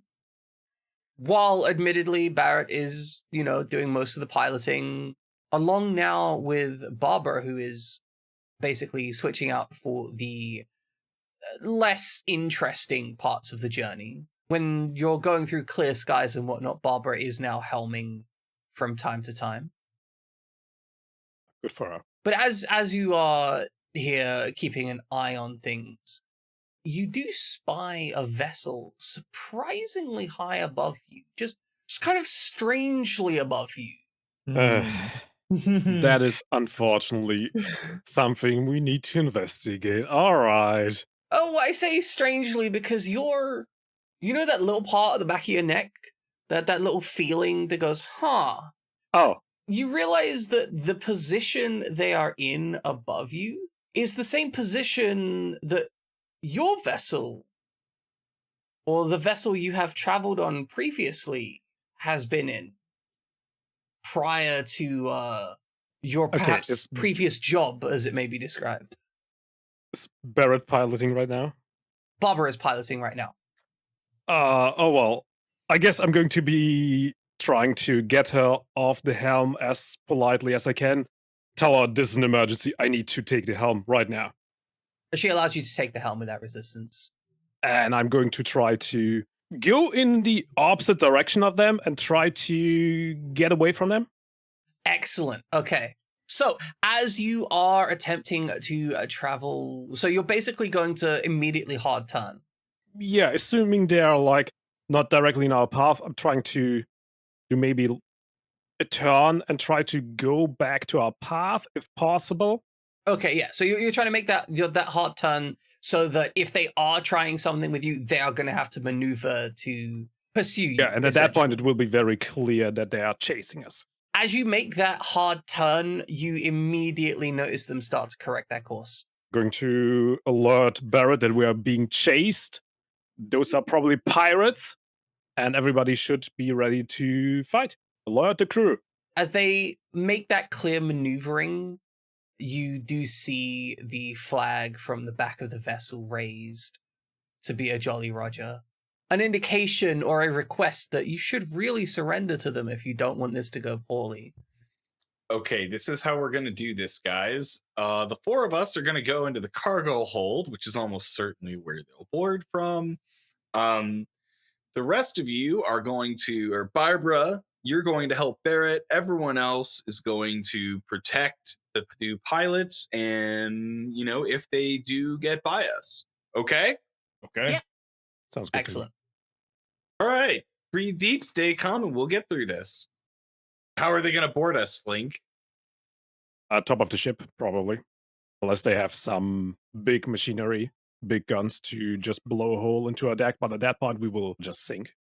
They do seem to be a lighter vessel than your vessel. Because your vessel's, in terms of size, it's not especially huge. Like, it's not like a huge merchant vessel, but it's also not a small vessel. Their vessel is significantly smaller than yours.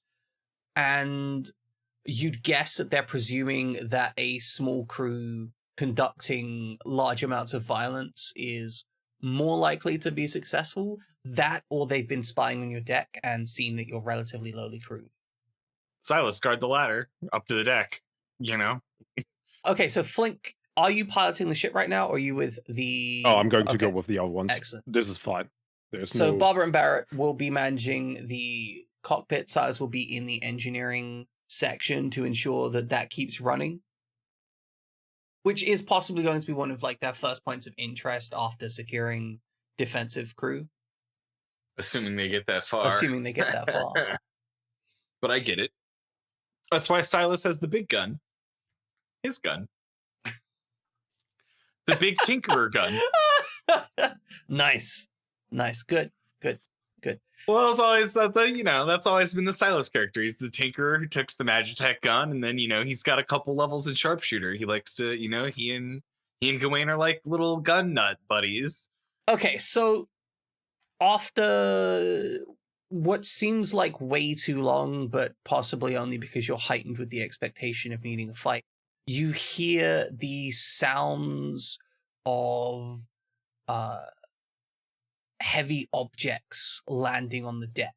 There is quite a loud thump noise, and it's clear that somebody has just landed, or some amount of somebodies have just landed on your deck. There doesn't seem to be any immediate voices you can hear, but there is the sound of a nervous movement, and you can hear the soft footsteps of prowling on the deck above you. Guys, they're quietly raiding us.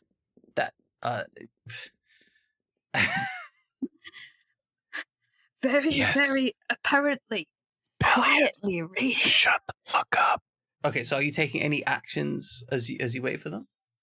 I'm gonna stare at Flink like waiting Flink's for in his charge. signal. Okay, Flink. yeah. Yeah, at this point, they are already on the deck. If we wanted to get them off the deck before this, we would have been on the deck. Right. So what are your actions now?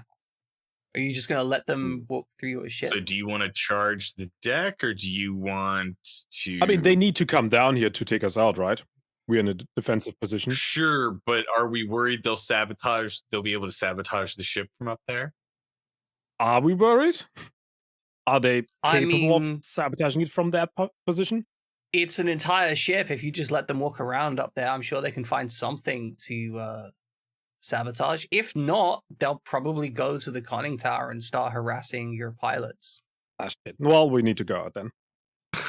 We didn't think Thought this you through. had a plan. I didn't know the layout of the ship, obviously. As the captain, Flynn can think of demoting you from captain. Yeah, me too. Peleus, you have no authority here. You're a client. Literally none. Quiet. Okay, so are you going to essentially charge up the ladder and try and attack them from behind? We could try to sneak up on them, sure. That might work. I think it's a good idea. I think like Flink should go first. Yeah. Mhm. Right. That at least I will do. With the idea that Flink could surprise them when we are, when we climb the ladder not stealthily. If that makes sense. You mean Flink should flank them? Yep. That's exactly what I mean, Peleus. Excellent. I'm gonna okay. finger guns you in the game. Okay, in that case, Flink, I guess Dex plus Insight to represent what would be a stealth roll to be able to, get their attention from behind, as it were. Okay, with a Oh, 12, you've done a pretty good I rolled pretty something. good job. Okay, so you are able to ascend and navigate. In fact, Flink, knowing you'd probably be able to climb out a hatch and on the side of the vessel, and then clamber up on the outside of the vessel with your confident skills, allowing you to peer over the deck from the gunnels. As you do so, you see a number of individuals. There is a woman with a cutlass and a bottle of some liquid, someone who is clearly a mage of some description, and a person giving hand gestures and orders and words just under their breath to instruct the crew. There only seems to be a couple of them. And on the deck itself, you see what looks like a glider, or that might have been a glider before it hit the deck. Well, that's creative. Can I take the mage hostage? You could Assuming that's the try. nearest target. Why don't you wait until we come up? Like, use our entrance as like the distraction you need. We can do it that way. I thought I would be the distraction. I think the other way works better, but Okay, so Then I'll wait. Flink watches and waits as they start trending towards the hatch for the deck, at which point the rest of the party surges forth. The pirates immediately start lining up shots on and attacks on the crew. Flink, how are you going to take this mage hostage? Well, assuming that I can overpower a mage, I would just try to hold him in a choke. Okay, so you're just going to roll up and try and hold them on a choke. no, Yeah. nothing personnel, Excellent. kid. I think that's just brute strength, so might plus might. That is Opposed. just brute strength. So I'll roll an open check of might plus might, and you get to do the same. And The mage is tougher than me.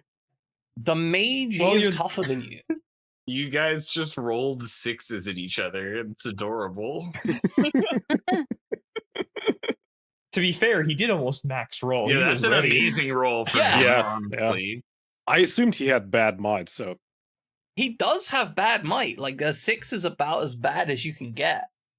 we were equally bad at his job. Nice. Equally Okay. noodly armed. So you go to wrap your arm around this mage's neck, and as you do so, they will like reflexively in the moment of like pulling back their staff to make an attack, but your hand happens to capture around that.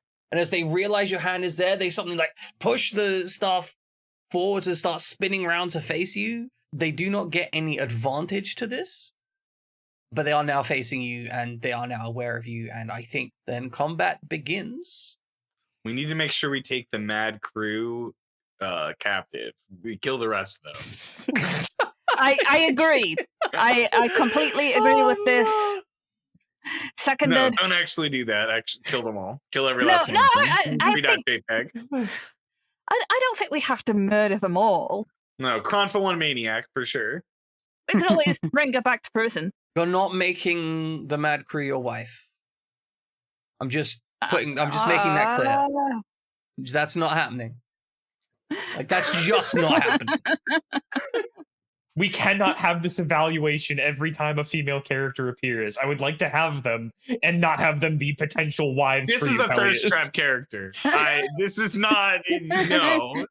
Look at the way she's dressed. Okay. No, that's fair. Look, I can't. Lag is asking for it.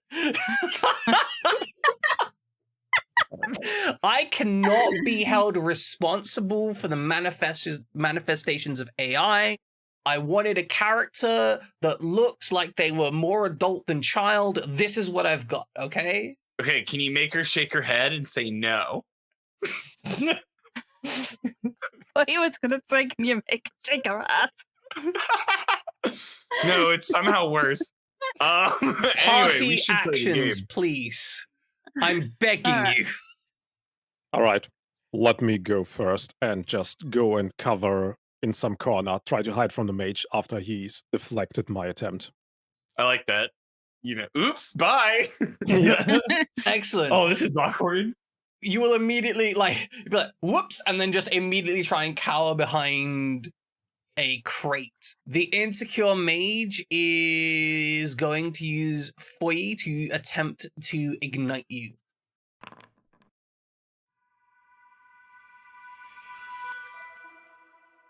Believe.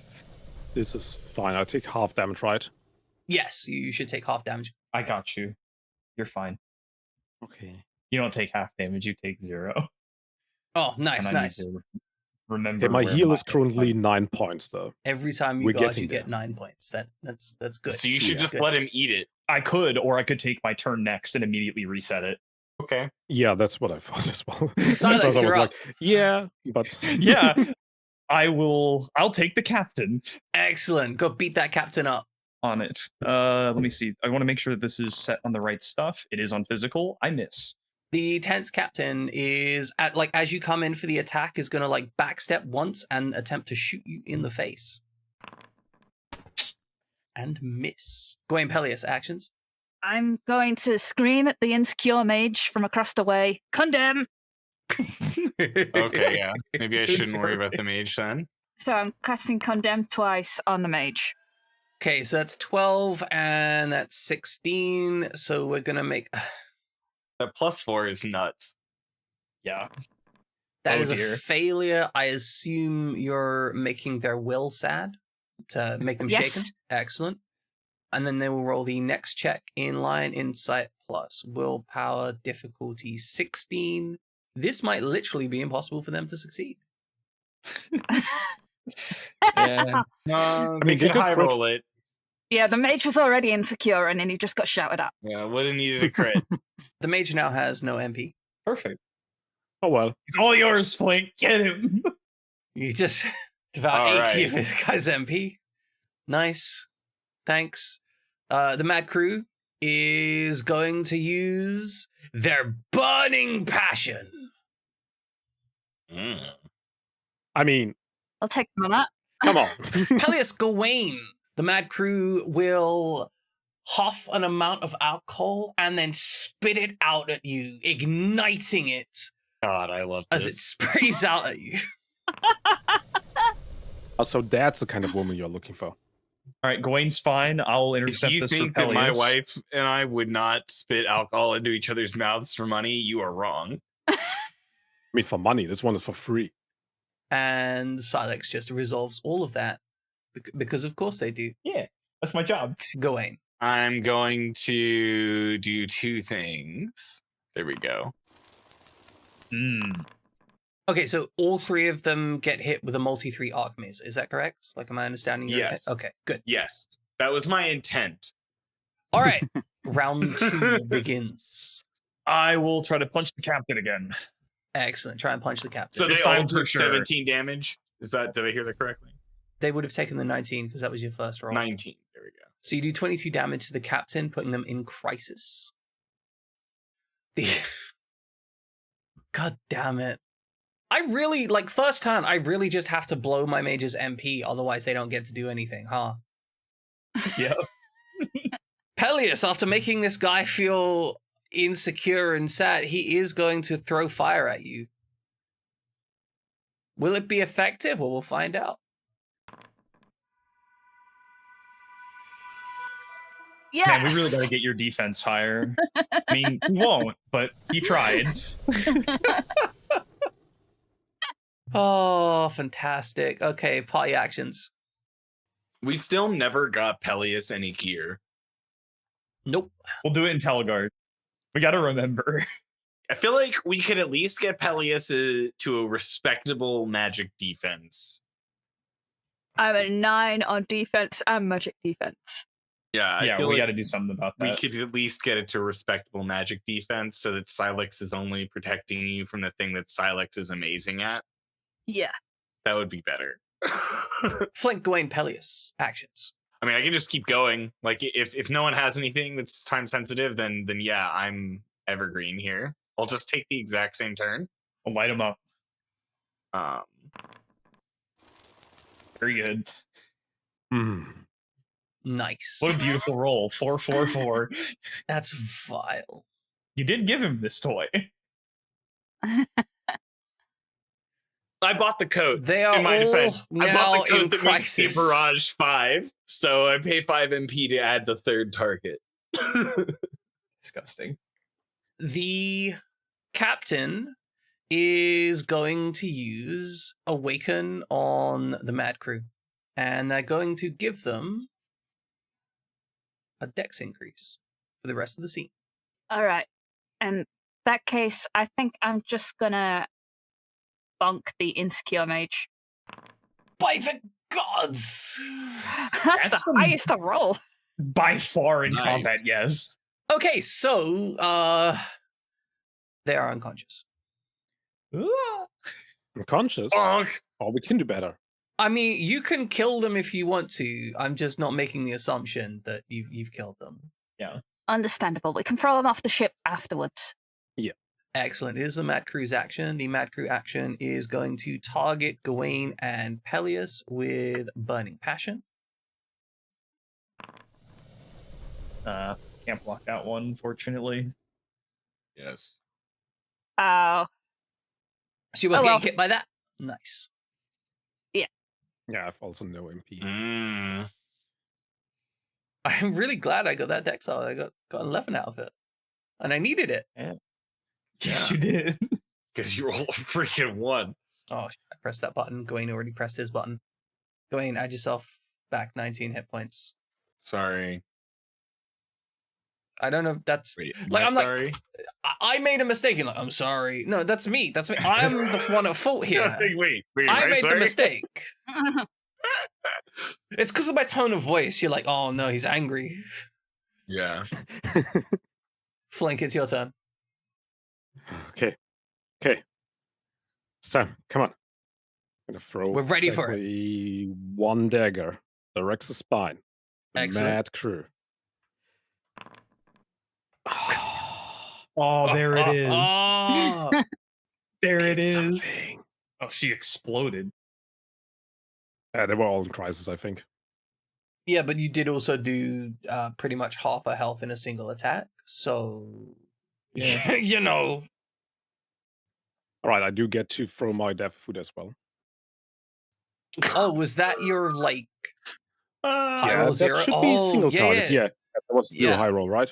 Because Yeah, there's I do nothing under get the high to roll. do- So that was just your base Yes. damage. Which is a cute hit, but still. I did hit, and that's what matters. Oh my gosh, you got a double. We're so back. We're so back. You are Yeah. so... The death of Fuda strikes his back and burns him enough to rend him unconscious or flailing on the ground. There are now 3 pirates on your deck who are... We could just drag the insecure mage and the captain and overboard. Pause. Please continue describing, because I have a feeling you're going to tell me about what's going on above us. What's going on above you is the vessel above you, having apparently witnessed the crew that they sent here essentially just be instantly annihilated on contact, seems to be attempting to descend at a rapid pace towards your vessel. Are we going to have a round 2? All right, here we go. Round 2 are communications. Oh, why don't we tie them up and bring them with us? Sounds good. Good plan. Back to Should we back. bring the mad crew to your personal chamber? Jesus. No, No. I would never No! insinuate No! such a thing. I do Bad. not. No, I do not. I do not and Yes, will but not no. allow you to make these decisions. Yes. No. I was just making sure. There is to No. be no hand holding before she has been vetted by my mother. There is to Anyway, be can we not. just- You're can we not tie allowed them to up, take please, people. and fucking ransom them back. Thank you. And only with full consent from the person. Shut up. Quiet. Okay, so you tie them up as rapidly as you can. Flink, you notice that the ship above you seems to be accelerating in its descent. It may be that they intend to strike this ship in a last-ditch attempt to get their crew back before departing. Throw the crew back at them. Peleus, we gotta talk about why your instinct is to throw people from the sky. Okay, to some degree, we have to trust our pilots here, but can we do anything to slow them down? Maybe we can harass them. Okay. Can I see a pilot or any, thing of structural importance I could hit? I don't know. Given their angle, you probably aren't going to be able to see that pilot readily because, they're probably standing on the deck. However, if you're looking for things of structural importance, there is the arc coil around the center of the ship that you could start firing at. If that is significantly perturbed, it may either reduce the descent rate or reduce the control of the descent rate or the directionality of the vessel entirely. Blink, any ideas? Can we tie the crew to the gliders and just throw them off the ship and they will collect them? You could, actually. That's what they're after. You could. That could work. Sure. Yeah, I'm in. And let's hope that they want their crew back and not our lives. Yeah. Fair. Okay. Well, let's do that. So you essentially tie them to the glider, which does have a light hull to it. You imagine it would float in the water. The crew themselves are fairly heavily injured. They would need medical attention if they were to survive in open water for more than a few hours. So, assuming that the pirates want to collect their crew, they'll probably go after them. It's a decent bet. I believe in pirates' honor. So, you tie them quickly to the glider and then unceremoniously shunt them over the side. The glider initially falls before catching the air and then slowly starts making a drifting uncontrolled descent. As this happens, the vessel above you does start to turn towards the glider. Do you leave them to it and simply depart? I'd say so. Thank God I didn't kill 3 people.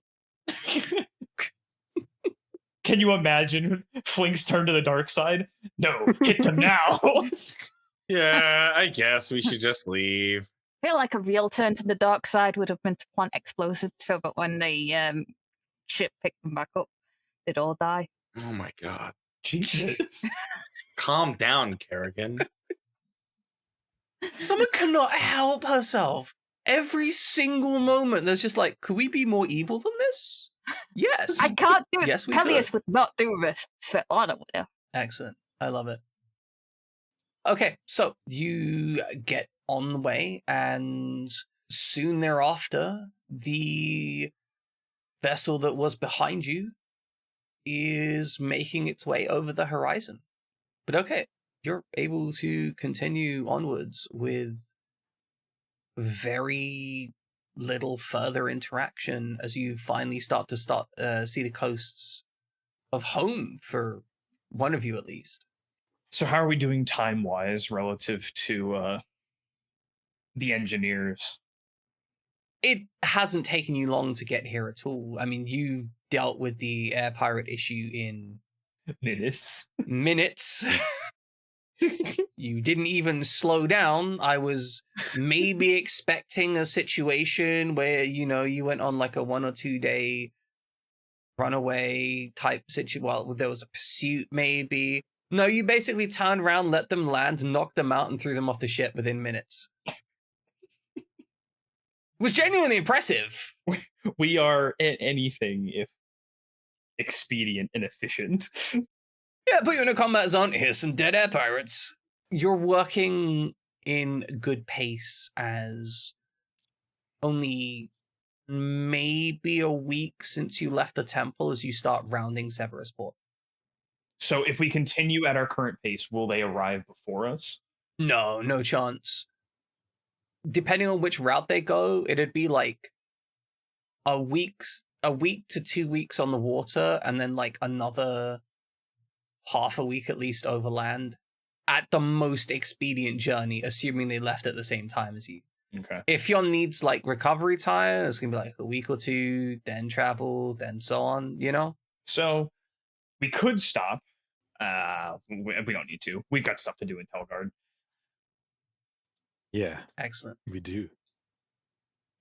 That Flink concerns me. Did you say it like that? Oh, I don't know. You know,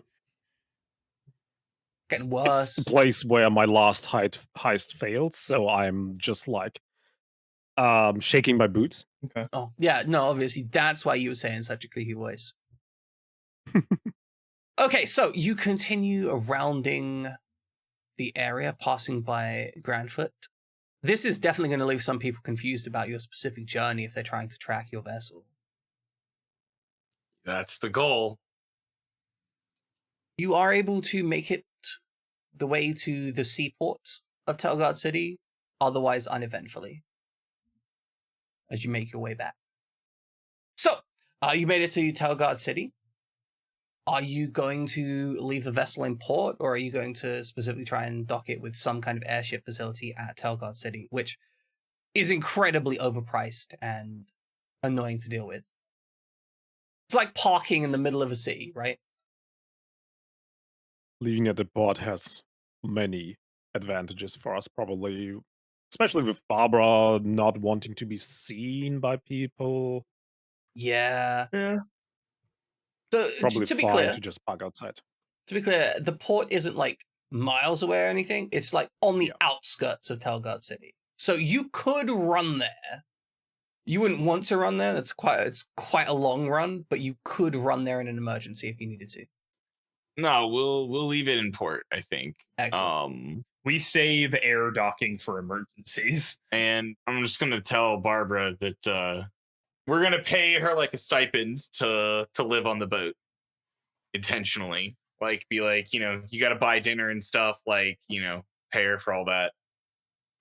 Here's some money. Make sure nobody goes on the ship when we don't want them to. Yeah, exactly. Yeah, you're trying to be nice after screwing her out of thousands of zenith, effectively. Yeah, but like also she knows that Peleus is a moron. Yeah. The goal is to reach a point where it's like, I am giving you a very good deal.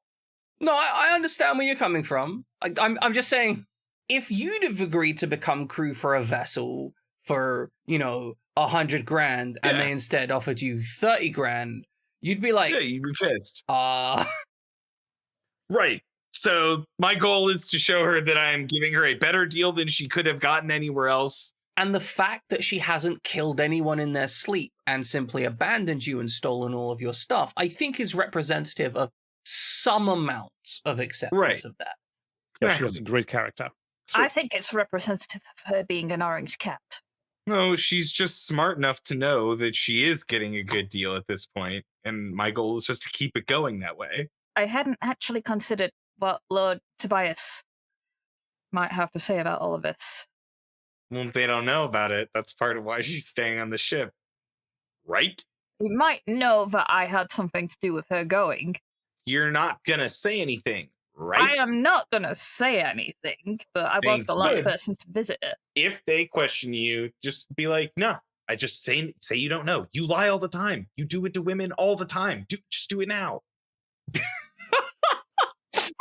Don't pick now to be telling the truth. Oh, no. Also, don't pick now to invite them to start working at brothels. Yeah, ideally. I didn't know that Theon was a woman. What? Well, I What? obviously wouldn't invite a woman to work at a brothel. It's just disrespectful.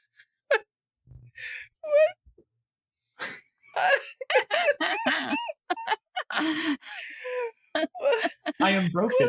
I have nothing. I don't know how to respond to that one. What is this? What is this bullshit? I'm trying so hard, Lag. I'm trying, man. It's fine. It's fine. It's fine. It's fine. All right, so we're here in the port. Barbara's gonna guard the ship while we're gone. We're taking care of Barbara. We're making nice. Yes. It's time to go do Telguard things. We need to specifically report to a few people. You do, but first, the camera pans out from the party as they approach. Yes. Yeah. Okay. Amir, no. That looks bad for him. It looks very bad for him. As we enter the scene, the camera pans into the room and we see an armored officer, clearly of some stature or rank, firmly pushing Emir in front of this person here. Flanked either side in the room are these two huge constructs that seem to be guarding the room.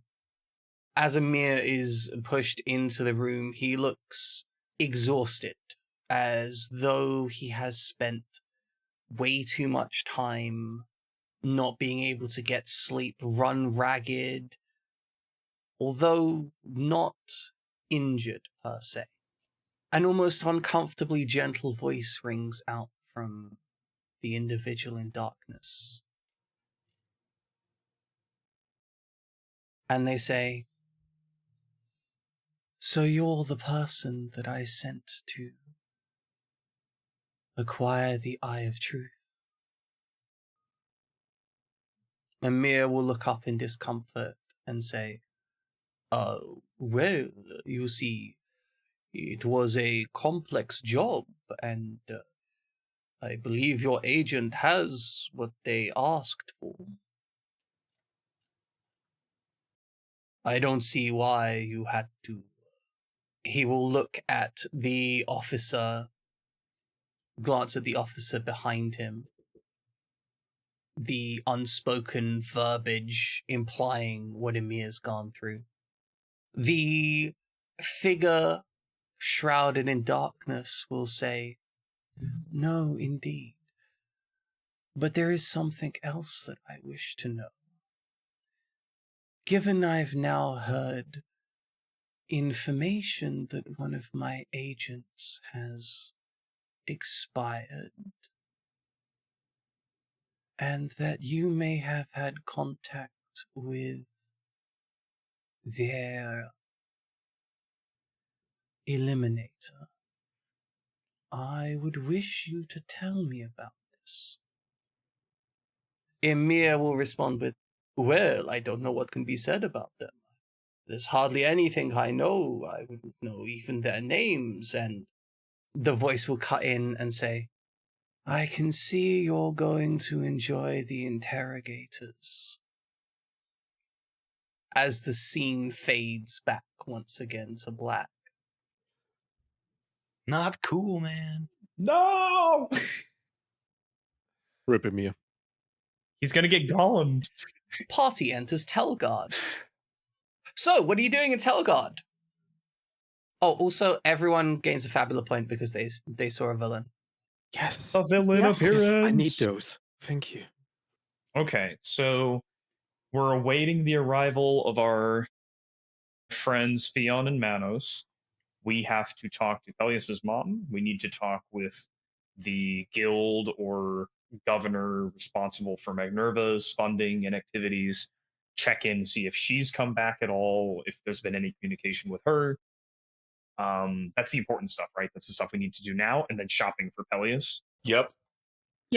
Should I be seen with you guys at this juncture? Yes. You think so? Yeah, I think we want to be seen together so that when we leave, it's assumed that you're with us. Okay. Fair point. All right. Then I'm going to go to see. We are going to visit Pelea's mom first, right? You are now collectively something of a known presence here. So you can practically walk in the front door. Let's go. We have recognition. Just a little bit. I mean, obviously, Peleus could walk in the front door at any time. But Yeah, like, but that's infamy, not recognition. yeah, exactly. They love me here. They're my people. They have to, legally. They're obligated. They would have quit if they didn't love me. Okay, so you arrive at the house of Lady Lynette, who immediately has an audience with you. Upon Peleus arriving, Lady Lynette will give Peleus a big old hug and say, "It's good to see you again." Before turning, See you too, Mum. before turning back to the group in total. Although I will say, like, she's more comfortably informal with you. You just happen to be standing in a line over there, and that's entirely your choice. She is more than happy to let you simply sit down and meander and talk and whatnot. She does not require this to be. Yeah, you just happen to. This is our resting position. Yeah, What exactly. do you mean? I'm falling to one knee and address her as Lady Lynette every time. Incredible.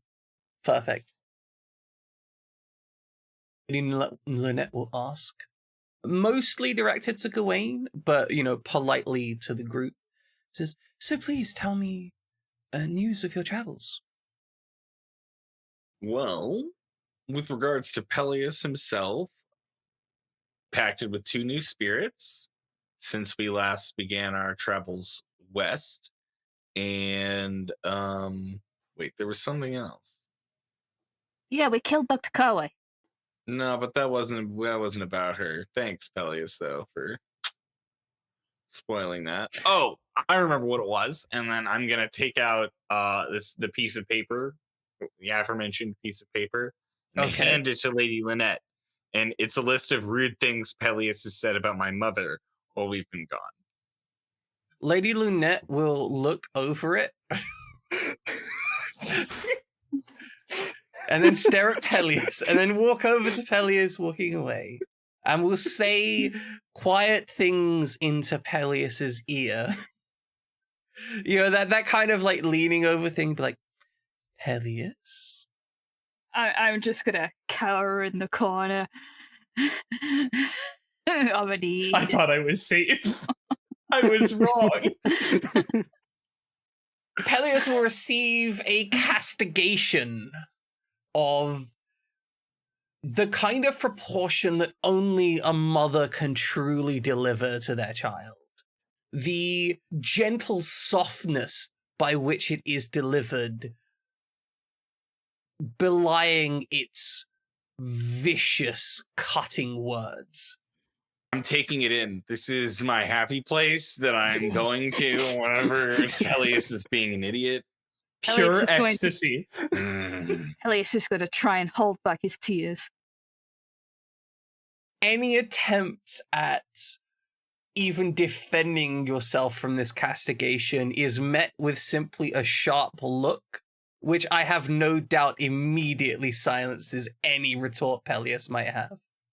I will not attempt to defend myself from this. I know what my mother's like. She has immediately listened to what Gawain has to say, and for some reason has decided to take his side on everything. But is anything she's saying wrong? Technically, no. Technically, no. It is technically accurate, which is the best form of accurate. Don't snicker. I'm just like, don't laugh. Like, like the other half of Gawain is like, but don't laugh though. Don't laugh. Just enjoy it. Don't laugh. After a few minutes of, no doubt, the party, to some extent, enjoying Peleus's discomfort, Lady Lynette will return to the party, leaving Peleus in the corner. and say, well, I am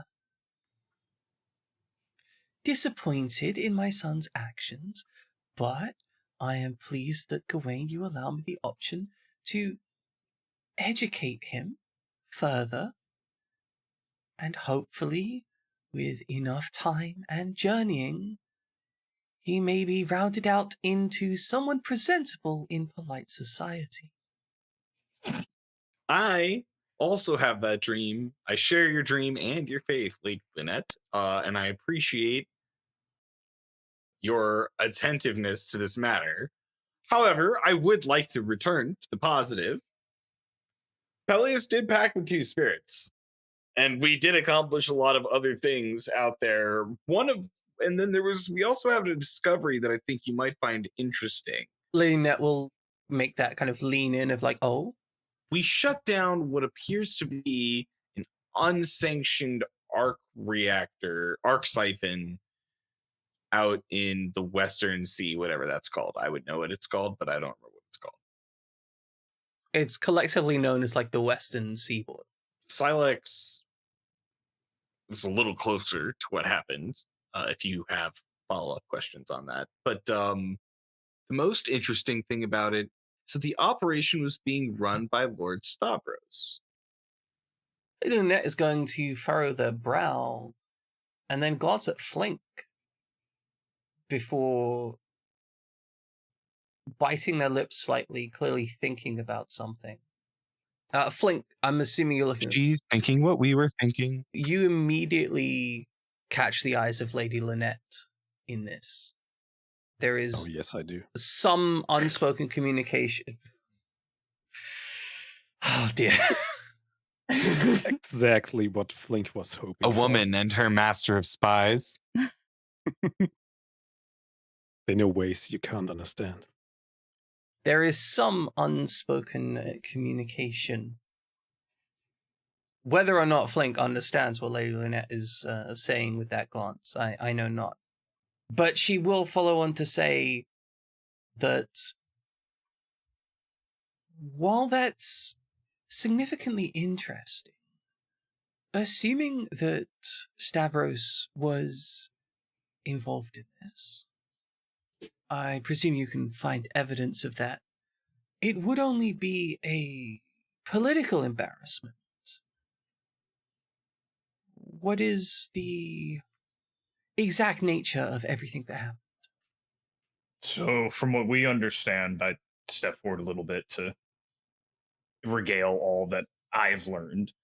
There was a higher level engineer from the guild here who was injured in an arc siphon accident by the name of Theon.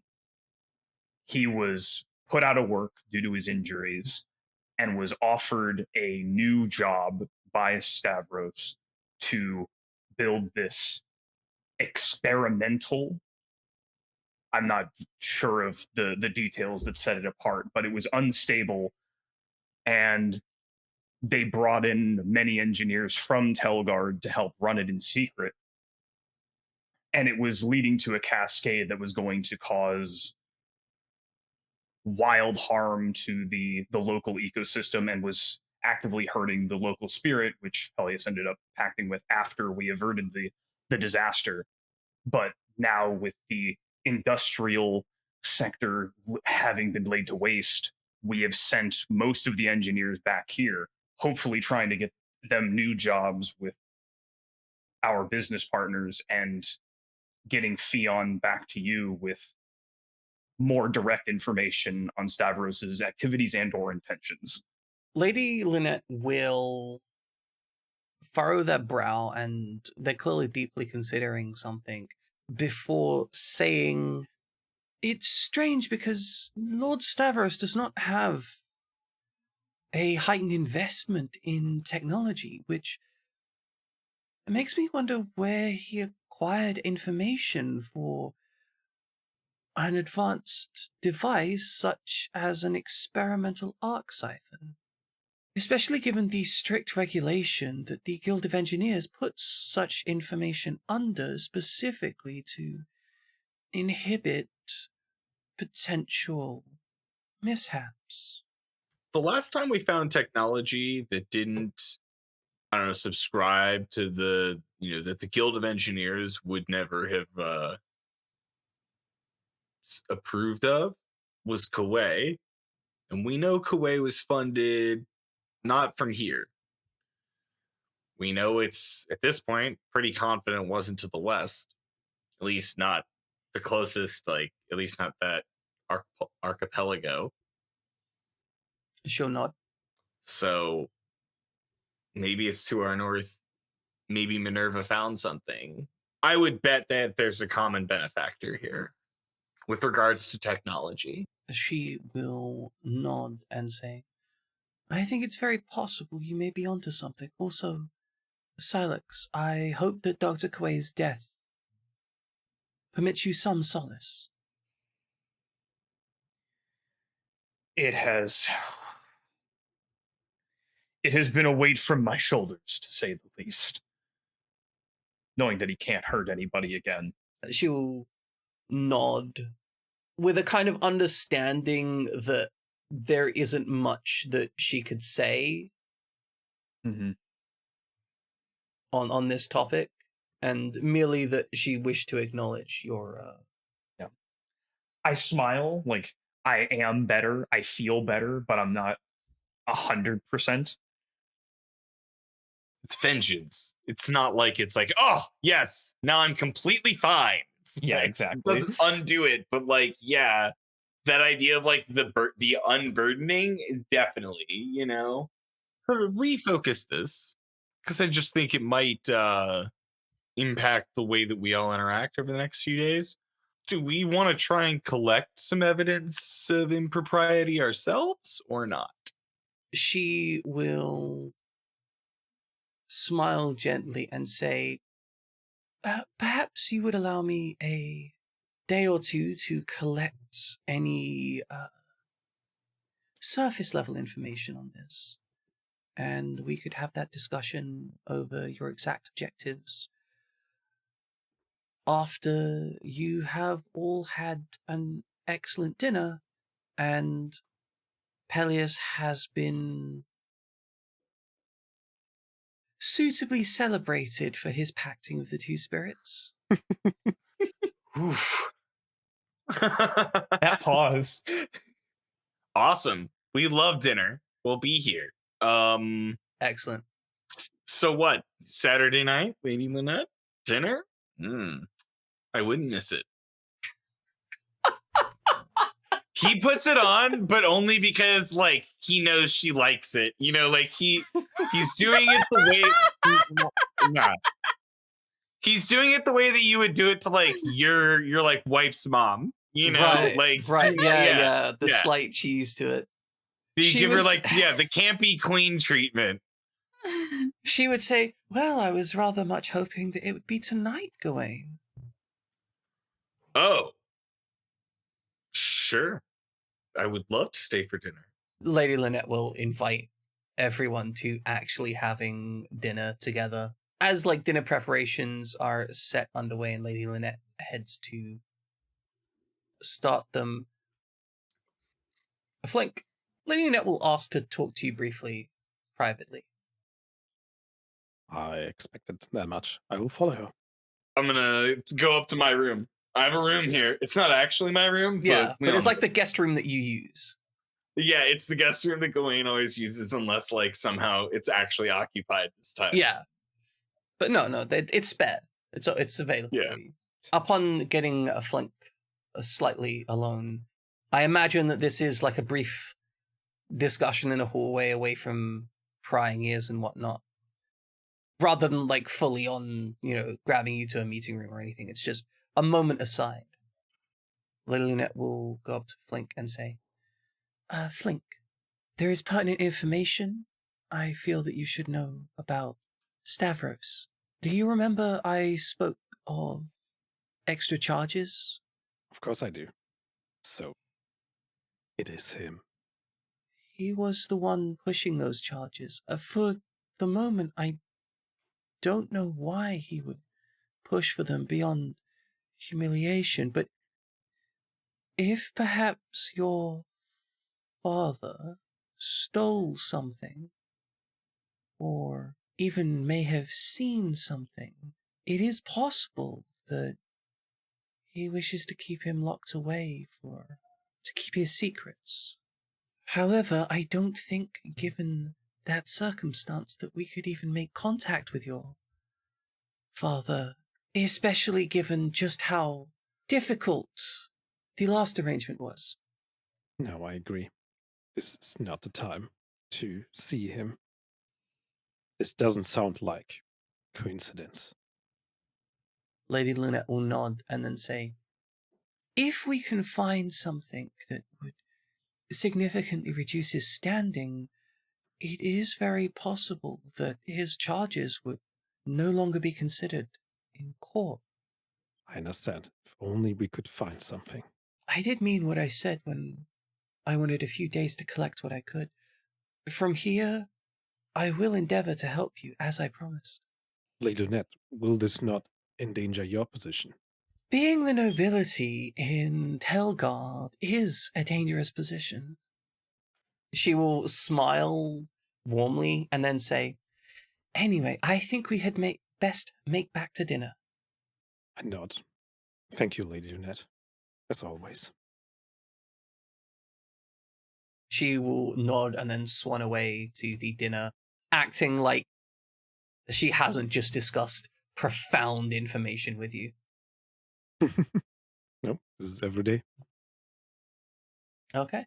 The party returns to dinner collectively. It is a pleasant... Peleus, unless Peleus is skipping dinner to try and run away crying. He's still a bit upset, but it's not skipping dinner. They're serving his favorite food. He could never skip it. Yeah, biscuit. At the dinner table, Lady Lunette will no doubt toast Peleus for Peleus's accomplishments thus far. And it seems really genuine and heartfelt. Lady Lunette seems genuinely proud of what Peleus has achieved here. See? Somebody cares about me. We all care about you, Peleus. That's why we're here. Yes. Why you're still alive, honestly. And I was going to say, I feel like that's a pretty good place to round out session for today. Raising of the champagne glass, yeah. Yes. We did it. We're doing it. It's really, but we're doing it. 100% doing it right now. With Lady Lynette's right mother here. and with Lady Lunette in the room. Oh, her mother? No, not her mother, just her in the room. Doing it being raising the glasses, not anything. Yes, of course. You raising freaks. it. And by it, I mean my champagne glass. Yeah, yeah. Finally get to rest.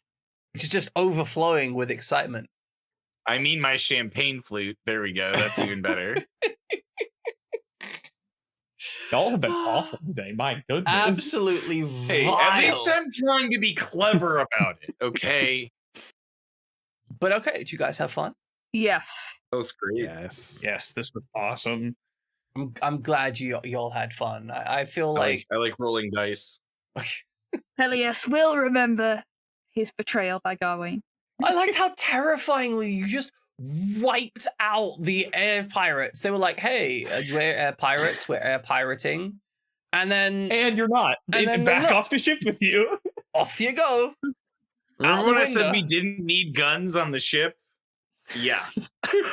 That's why. Board the ship, I dare you. We need some boarding system to counterboard them in case like that. I almost wanted to see what would happen if they ran into it just to watch their ship crumple against our armor because they couldn't see it. Right? Like that's the other thing. Ship's reinforced. All right, ladies and gentlemen, we are going to be raiding out to who is Dupu, who is currently playing Clair Obscure Expedition 33, which I have seen the intro like twice now, and I love the intro of that game. It's really cool. Start the raid here. We had with us today Fried Jammin, who is currently playing Baldur's Gate 3 honor mode with like randomized character class selection on death, which is kind of awesome. Right now we're playing Dorcas, the half-orc Eldritch Knight, and he's a baller. He is hitting people hard. We have Sidewinder, who is, as always, playing Advanced Wars and doing Advanced Wars game reviews. Are you doing anything aside from that at the moment? Path of Radiance, playing on hard mode for the first time. Path of Radiance, classic Fire Emblem stuff. We have Kron, who is intermittently working on Chat Quest and Fire Emblem Fates mods, and also, wait, did you finally 100% or did finish? Oh no. Oh, I did not, but we finally went past the lockout point, the final one. So now everything is in front of us. We can. Okay, you're almost there. You've almost got. Yeah, sure, almost there. Yeah, almost there. And Summer Snow, who is our resident artist at Chaotic Gremlin, and also just just pure evil on like an emotional level, I think. Mm-hmm. Yeah, I would say that I am full blown a neckbeard in drag. Nice. Excellent. it's possible. But okay, ladies and gentlemen, we're rating out now. Bye-bye. Bye. bye. Bye.